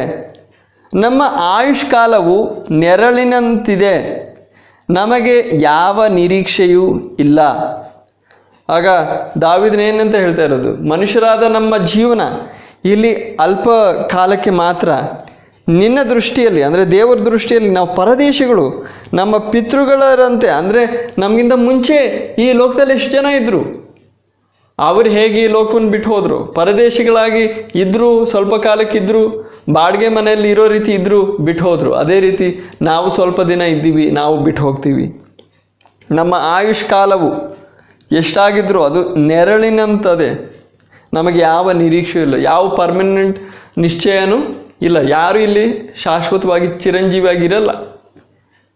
ಒಂದು ನೆರಳು ಹೇಗೆ ಬಿಸಿಲು ಗಿಂತ ಮುಂಚೆ ಅದು ದೊಡ್ಡದು ಉದ್ದವಾಗಿರುತ್ತೆ, ಅದು ಸೂರ್ಯ ನಮ್ಮ ತಲೆ ಮೇಲೆ ಬರೋ ಗಂಟ ಅದು ದೊಡ್ಡದಾಗಿರುತ್ತೆ. ಮಧ್ಯಾಹ್ನ ಆದಮೇಲೆ ನೆರಳೆಲ್ಲ ಚಿಕ್ಕದಾಗ್ತಾ ಬರುತ್ತೆ. ಅದೇ ರೀತಿ ನಮ್ಮ ಜೀವನ ಕೂಡ ತುಂಬ ಹೊತ್ತು ನಾವು ಈ ರೀತಿ ಎಲ್ಲ ಒಳ್ಳೆಯ ಒಂದು ಅವಸ್ಥೆಯಲ್ಲಿರಲ್ಲ. ಒಂದಾದರೂ ಒಂದಿನ ನಾವು ಈ ಲೋಕವನ್ನು ಬಿಟ್ಟು ಹೋಗ್ತೀವಿ. ಅದರ ನಂತರ ಇನ್ನೊಂದು ವಾಕ್ಯ ನಾವು ಗಮನಿಸೋಣ. ಯೆಶಾಯನ ಪ್ರವಾದನೆ 2ನೇ ಅಧ್ಯಾಯ, ಅದರಲ್ಲಿ 22ನೇ ವಾಕ್ಯ. ಯೆಶಾಯ 2:22, ಉಸಿರು ಮೂಗಿನಲ್ಲಿ ಇರುವ ತನಕ ಬದುಕುವ ನರ ಮನುಷ್ಯನನ್ನು ಬಿಟ್ಟು ಬಿಡಿರಿ, ಅವನು ಯಾವ ಗಣನೆಗೆ ಬಂದಾನು. ಇಲ್ಲಿ ವಾಕ್ಯ ಹೇಳೋದೇನು, ಉಸಿರು ಮೂಗಿನಲ್ಲಿರುವ ತನಕ ಬದುಕುವ ನರ ಮನುಷ್ಯನನ್ನು ಬಿಟ್ಟು ಬಿಡಿರಿ. ಅಂದರೆ ಮನುಷ್ಯನ ಬೆಲೆ ಏನು, ಮನುಷ್ಯ ಎಷ್ಟು ನಾಜೂಕಾಗಿರೋ ಒಬ್ಬ ವ್ಯಕ್ತಿ, ಅವನೆಷ್ಟು ನಾಜೂಕಾಗಿದ್ದಾನೆ, ಅವನ ಜೀವನ ಎಷ್ಟು ನಾಜೂಕಾಗಿದೆ. ಅವನ ಜೀವ ಇರೋದು ಈ ಉಸಿರಾಡೋ ತನ್ನ ಶ್ವಾಸದಲ್ಲಿ. ಉಸಿರಾಡೋದು ನಿಂತೋದ್ರೆ ಯಾವ ಮನುಷ್ಯನು ಜೀವಿಸೋಕ್ಕಾಗಲ್ಲ. ಹಾಗೆ ಎಷ್ಟೇ ನಿಮ್ಗೆ ಆರೋಗ್ಯ ಇದ್ದರೂ, ಎಷ್ಟೇ ನಿಮಗೆ ನಿಮ್ಮ ಶರೀರದಲ್ಲಿ ಬಲ ಇದ್ದರೂ ಕೂಡ ನೀವು ಜಂಬ ಪಡೋದಕ್ಕೆ ಒಂದು ಕಾರಣವೂ ಇಲ್ಲ. ಯಾಕಂದರೆ ನೀವು ಉಸಿರಾಡೋದು ನಿಂತೋದ್ರೆ ನಿಮ್ಮ ಯಾವೊಂದು ಆರೋಗ್ಯನೂ ನಿಮ್ಮ ಸಹಾಯಕ್ಕೆ ಆಗಲ್ಲ. ಆ ಕಾರಣದಿಂದ ದೇವರ ವಾಕ್ಯ ಹೇಳೋದು, ಮನುಷ್ಯರ ಮೇಲೆ ಅಷ್ಟು ಆಶ್ರಯ ಇಡಬೇಡಿ. ಆ ಮನುಷ್ಯ ಎಷ್ಟು ನಾಜೂಕಾಗಿರೋ ವ್ಯಕ್ತಿ, ಆತನು ಉಸಿರಾಡೋದು ನಿಂತೋದ್ರೆ ಅವನು ಬದುಕೋಕ್ಕಾಗಲ್ಲ. ಅವನು ಯಾವ ಗಣನೆಗೆ ಬಂದಾನು, ಆತನ ಬೆಲೆ ಏನು. ಆದರೆ ಪ್ರಿಯರೇ, ನಮ್ಮ ಆತ್ಮಕ್ಕೆ ತುಂಬ ಬೆಲೆ ಇದೆ. ನಮ್ಮ ಆತ್ಮಕ್ಕೆ ತುಂಬ ಬೆಲೆ ಇದೆ. ಆ ಕಾರಣದಿಂದ ಕೆಲವು ವಾಕ್ಯಗಳನ್ನ ಗಮನಿಸೋಣ.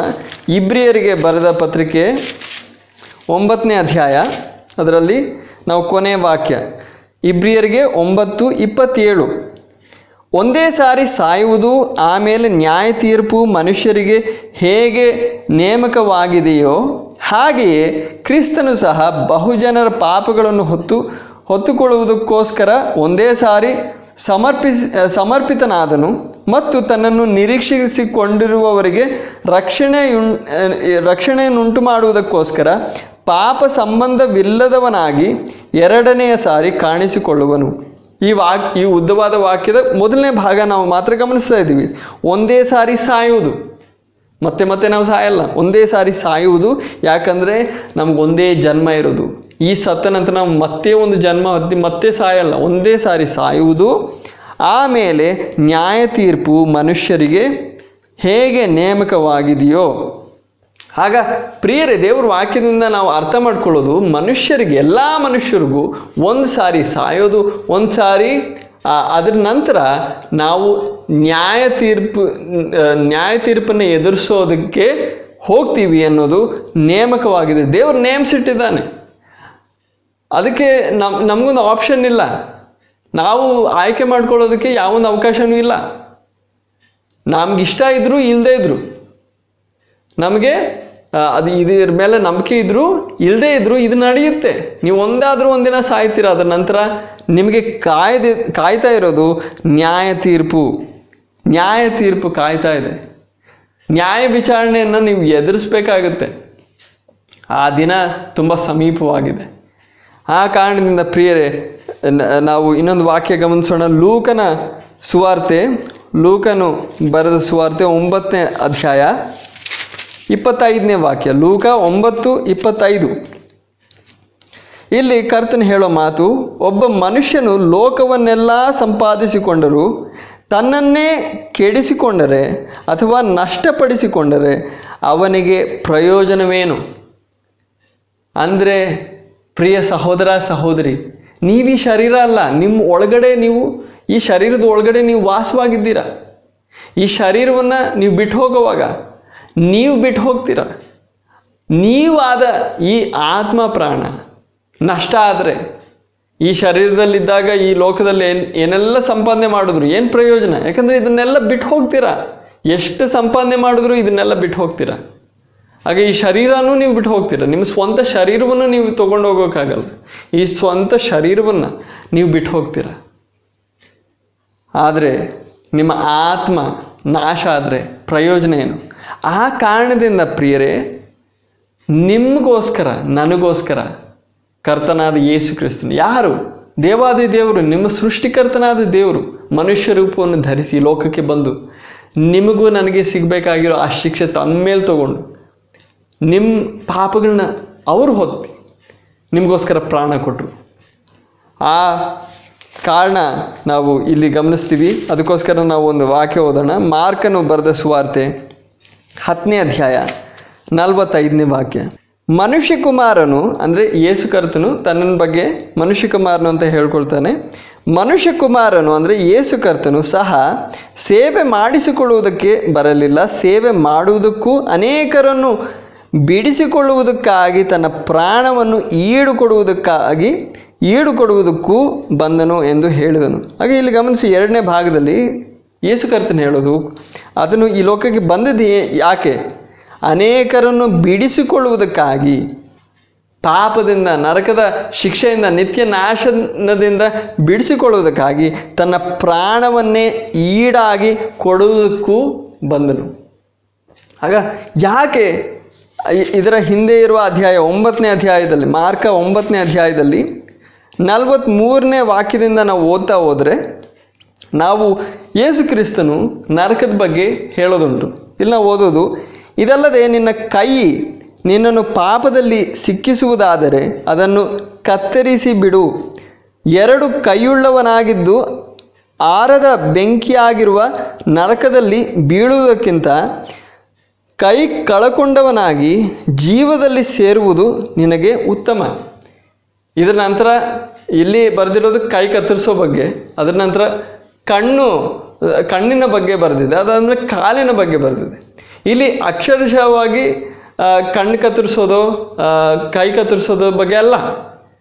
ಅದರ ರುಜುವಾತೇನು? ಕರ್ತನಾದ ಯೇಸು ಕ್ರಿಸ್ತನ ಶಿಷ್ಯರು ಯಾರು ಕೂಡ ಆ ರೀತಿ ಅವ್ರ ಕೈ ಕತ್ತರಿಸ್ಕೊಂಡಿಲ್ಲ, ಕಣ್ಣು ಕತ್ತರಿಸ್ಕೊಂಡಿಲ್ಲ, ಇದರ ಕಾಲು ಮುರಿದಿಲ್ಲ. ಇಲ್ಲಿ ಕರ್ತನ ಹೇಳೋ ಮಾತು ನಮಗೆ ನರಕದ ಗಾಂಭೀರ್ಯತೆ, ನರಕ ಎಷ್ಟು ಗಂಭೀರವಾದದ್ದು. ಇವಾಗ ನರಕದ ಬಗ್ಗೆ ಹೇಳಿದ್ರೆ ಸಾಕು, ಜನ ನೋಗ್ತಾರೆ. ಯಾಕಂದರೆ ಅದೊಂದು ತಮಾಷೆ ಥರ, ಯಾರೂ ನರಕ ನೋಡಿಲ್ಲ, ಇದು ಸುಮ್ಮನೆ ಒಂದು ಕಥೆ ಥರ ಇರುತ್ತೆ ಅಲ್ವಾ. ಲೋಟನ ಕತೆ ನಿಮಗೆ ಜ್ಞಾಪಕ ಇರುತ್ತೆ. ಲೋಟನು ತನ್ನ ಸಂಬಂಧಿಕರಿಗೆ ಈ ಮಾತು ಹೇಳುವಾಗ, ಈ ಪಟ್ಟಣ ನಾಶ ಆಗುತ್ತೆ, ನಾವು ಓಡೋಗ್ಬೇಕು ಅಂತ ಹೇಳುವಾಗ ಅವ್ರಿಗೆ ಒಂದು ತಮಾಷೆ ಥರ ಅನಿಸುತ್ತೆ, ಅವ್ರಿಗೆ ಅದ್ರ ಮೇಲೆ ನಂಬಿಕೆ ಬರಲ್ಲ. ಅದೇ ರೀತಿ ಇವತ್ತು ನರಕದ ಬಗ್ಗೆ ಮಾತಾಡುವಾಗ ಜನರಿಗೇನು ಅದ್ರ ಬಗ್ಗೆ ವಿಶ್ವಾಸ ಇಲ್ಲ, ನಂಬಿಕೆ ಇಲ್ಲ, ನೋಗ್ತಾರೆ. ಆಗ ನರಕ ಎಷ್ಟು ಗಂಭೀರವಾದದ್ದು ಅಂತ ಹೇಳೋದಕ್ಕೆ ದೇವರೊಂದು ಕರ್ತನಾದ ಯೇಸು ಕ್ರಿಸ್ತನು ಒಂದು ವಿಷಯ ನಮಗೆ ತಿಳಿಸ್ತಾರೆ. ಒಂದು ಎಕ್ಸಾಂಪಲ್, ಈಗ ನರಕದಿಂದ ತಪ್ಪಿಸ್ಕೊಳ್ಳೋದಕ್ಕೆ ನಿನ್ನ ಕೈ ಕತ್ತರಿಸ್ಬೇಕಾಗಿ ಇದ್ದಿದ್ದರೆ ಕೈ ಕತ್ತರಿಸ್ಕೊಂಡು ನಿನ್ನ ಆ ನರಕದಿಂದ ತಪ್ಪಿಸ್ಕೊಂಡು ಸ್ವರ್ಗಕ್ಕೆ ಹೋಗೋದು ಎಷ್ಟೋ ವಾಸಿ. ಯಾಕಂದರೆ ನಿನ್ನ ಕೈ ಎಲ್ಲ ಚೆನ್ನಾಗಿದ್ದು ನೀನು ನರಕಕ್ಕೆ ಹೋದರೆ ಏನು ಪ್ರಯೋಜನ? ಅದೇ ರೀತಿ ನೀವು ಈ ಲೋಕದಲ್ಲಿ ಜೀವಿಸೋವಾಗ ಏನೇ ನಷ್ಟ ಬಂದರು, ಏನೇ ವೇದನೆ ಬಂದರು, ಅದೆಲ್ಲ ಸಹಿಸ್ಕೊಂಡು ನೀವು ಸ್ವರ್ಗಕ್ಕೆ ಹೋಗೋದು ಉತ್ತಮ. ನೀವು ಈ ಲೋಕದಲ್ಲೆಲ್ಲ ಸುಖ ಅನುಭವಿಸಿ ನೀವು ನರಕಕ್ಕೆ, ಕೊನೆಗೆ ನೀವು ನರಕಕ್ಕೆ ಹೋಗೋದು ಎಷ್ಟು ಘೋರವಾದದ್ದು, ಎಷ್ಟು ದುಃಖಕರವಾದದ್ದು ಅಲ್ವಾ, ಎಷ್ಟು ಹೀನವಾದದ್ದು. ಅದೇ ರೀತಿ ನಾವು ಈ ಲೋಕದಲ್ಲಿ ಏನೇ ಕಷ್ಟ ಬಂದರು, ಅದಕ್ಕೆ ಎಷ್ಟೇ ಬೆಲೆ ಸಲ್ಲಿಸ್ಬೇಕಾಗಿ ಬಂದರು, ಎಷ್ಟೇ ದುಃಖ ಬಂದರೂ ನಾವು ನರಕಕ್ಕೆ ಹೋಗಬಾರ್ದು ಪ್ರಿಯರೇ. ಆ ಕಾರಣದಿಂದಲೇ ನಾವು ಓದಿದ್ವಿ ಮಾರ್ಕ 10:45, ಮನುಷ್ಯ ಕುಮಾರನು ಯೇಸು ಕರ್ತನು ಈ ಲೋಕಕ್ಕೆ ಬಂದಿದ್ದು ಏನಕ್ಕೋಸ್ಕರ? ಅನೇಕರನ್ನು ವಿಮೋಚನೆ ಮಾಡೋದಕ್ಕಾಗಿ, ತನ್ನ ಪ್ರಾಣವನ್ನು ಈಡಾಗಿ ಕೊಡುವುದಕ್ಕಾಗಿ ಬಂದಿದ್ದಾನೆ. ಇಲ್ಲಿ ನಾವು ಕರ್ತನ ಹೇಳೋ ಮಾತನ್ನು ಗಮನಿಸ್ತೀವಿ. ನರಕದ ಬಗ್ಗೆ ಎಂದಿಗೂ ನಾವಿಲ್ಲಿ ಗಮನಿಸ್ತೀವಿ, ತನ್ನ ಕೈಯನ್ನು ಪಾಪದಲ್ಲಿ ಸಿಕ್ಕಿಸುವುದಾದರೆ ಅದನ್ನು ಕತ್ತರಿಸಿಬಿಡು. 2 ಕೈಯುಳ್ಳವನಾಗಿದ್ದು ಆರದ ಬೆಂಕಿಯಾಗಿರುವ ನರಕದಲ್ಲಿ, ಆರದ ಬೆಂಕಿ, ಅಲ್ಲಿರೋ ಬೆಂಕಿ ಯಾವತ್ತೂ ಆರಲ್ಲ ಅಂತ ದೇವರು ಹೇಳ್ತಾ ಇದ್ದಾರೆ. ಅದರ ನಂತರ ನಾವು ಇದರ ನಂತರ ನಾವು 44ನೇ ವಾಕ್ಯ ನಾವು ಗಮನಿಸಿದ್ರೆ 44 ಮತ್ತು 46, 48 ಈ 3 ವಾಕ್ಯಗಳಲ್ಲೂ ಕರ್ತನಾದ ಯೇಸು ಕ್ರಿಸ್ತನು ನರಕದ ಬಗ್ಗೆ ಆವರ್ತಿಸಿ ಹೇಳ್ತಾ ಇದ್ದಾನೆ. ಅಲ್ಲಿರೋ ಬೆಂಕಿ ಕೆಡಲ್ಲ, ಅಲ್ಲಿರೋ ಹುಳ ಸಾಯಲ್ಲ, ಅಲ್ಲಿ ಮನುಷ್ಯ ಆತ್ಮಗಳಿಗೆ ಹಿಂಸೆ ಕೊಡೋ ಹುಳ, ಆ ಹುಳಗಳು ಸಾಯಲ್ಲ, ಅಲ್ಲಿ ಮನುಷ್ಯರಿಗೆ ಹಿಂಸೆ ಕೊಡೋ ಆ ಬೆಂಕಿ ಯಾವತ್ತೂ ಕೆಡಲ್ಲ. ಆ ರೀತಿಯಾದ ಘೋರವಾದ ಶಿಕ್ಷೆ ನಮಗೋಸ್ಕರ ಕಾಯ್ತಾ ಇದೆ. ಈ ನರಕ ಅನ್ನೋದು ಏನು? ಅದಲ್ಲದೆ ಈ ನರಕಕ್ಕೆ ಹೋಗೋ ಕಾರಣ ಏನಾಗಿದೆ? ಪಾಪ. ಆಗ ಪಾಪ ಏನು, ನರಕ ಏನು ಅಂತ ಇನ್ನೂ ಆಳವಾಗಿ ವಿಸ್ತಾರವಾಗಿ ನಾವು ಬರುವ ಸಂದೇಶಗಳಲ್ಲಿ ಕರ್ತನ ಚಿತ್ತವಾಗಿದ್ದರೆ ಗಮನಿಸೋಣ. ಆಗ ಪ್ರಿಯರೇ, ನಿಮ್ಮ ಜೀವನ ನಿಮ್ಮ ಶರೀರ ಮಾತ್ರ ಅಲ್ಲ, ನಿಮ್ಮ ಒಳಗಡೆ ಒಂದು ಆತ್ಮ ಇದೆ. ಆ ಆತ್ಮಕ್ಕೆ ಕಾಯ್ತಾ ಇರೋದು ನಿತ್ಯ ನರಕದ ಶಿಕ್ಷೆ. ಅಲ್ಲಿರೋ ಬೆಂಕಿ ಯಾವತ್ತೂ ಕೆಡಲ್ಲ. ಈ ಲೋಕದಲ್ಲಿ ಕಾಣೋ ಬೆಂಕಿ ಥರ ಅಲ್ಲ. ಈ ಲೋಕದಲ್ಲಿರೋ ಬೆಂಕಿ ನಿಮ್ಮ ಶರೀರವನ್ನು ಮುಟ್ಟುತ್ತೆ, ನಿಮ್ಮ ಆತ್ಮವನ್ನು ಮುಟ್ಟಲ್ಲ.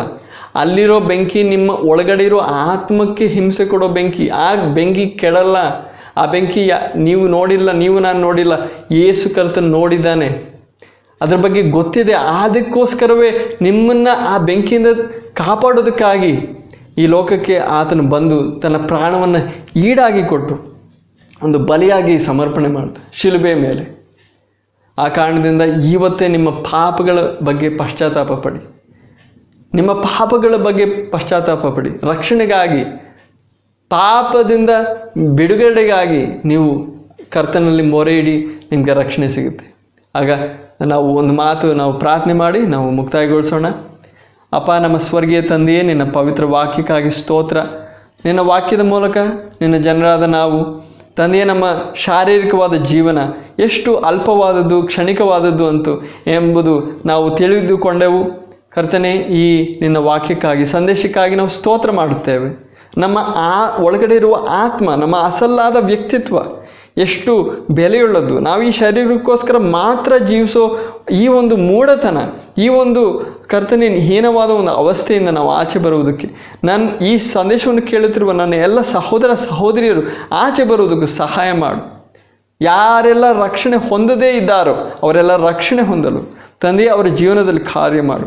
ಈ ಮುಳ್ಳುಗಿಡಗಳಾದ ಪ್ರಪಂಚದ ಚಿಂತೆ ಮತ್ತು ಐಶ್ವರ್ಯದ ಮೋಸದಿಂದ ಅವರನ್ನು ವಿಮೋಚಿಸು ಕರ್ತನೆ, ಬಿಡುಗಡೆ ಮಾಡು ಕರ್ತನೆ. ಈ ಮುಳ್ಳುಗಿಡಗಳನ್ನು ಕಿತ್ತು ಬಿಸಾಕು ಕರ್ತನೆ. ಅವರ ಹೃದಯಗಳನ್ನು ನೀ ಸಿದ್ಧಪಡಿಸು, ಸುವಾರ್ತೆಗಾಗಿ ಅವರ ಹೃದಯಗಳನ್ನು ಸಿದ್ಧಪಡಿಸು. ನಿನ್ನ ಪವಿತ್ರಾತ್ಮನ ಕಾರ್ಯಕ್ಕಾಗಿ ಅವರ ಹೃದಯಗಳನ್ನು ನೀ ಸಿದ್ಧಪಡಿಸು. ನಿನ್ನ ವಾಕ್ಯದ ಮೂಲಕ, ನಿನ್ನ ಪವಿತ್ರಾತ್ಮನ ಮೂಲಕ ಸಿದ್ಧಪಡಿಸು ಎಂಬುದಾಗಿ ನಾನು ಪ್ರಾರ್ಥಿಸುತ್ತೇನೆ ಕರ್ತನೆ. ನಿನ್ನ ಹೆಸರನ್ನು ಮಹಿಮೆ ಪಡಿಸು. ಸಮಸ್ತ ಮಹಿಮೆ ಘನತೆ ನಿನಗೆ ಅರ್ಪಿಸುತ್ತಾ ನಮ್ಮ ರಕ್ಷಕನು ಒಡೆಯನೂ ಆದ ಯೇಸು ಕ್ರಿಸ್ತನ ಹೆಸರಿನಲ್ಲಿ ನಾವು ಕೇಳಿಕೊಳ್ಳುತ್ತೇವೆ. ಆಮೇನ್, ಆಮೇನ್. ಆಗ ಮತ್ತೆ ಭೇಟಿಯಾಗೋದ್ವರೆಗೂ ಕರ್ತನ ನಿಮ್ಮೆಲ್ಲರ ಜೊತೆ ಕೂಡ ಇರಲಿ. ಈ ಸಂದೇಶದ ಮೂಲಕ ತಂದೆಯಾದ ದೇವರು ಕರ್ತನಾದ ಯೇಸು ಕ್ರಿಸ್ತನ ಹೆಸರಿನಲ್ಲಿ ನಿಮ್ಮೆಲ್ಲರನ್ನು ಹೇರಳವಾಗಿ ಆಶೀರ್ವದಿಸಲಿ.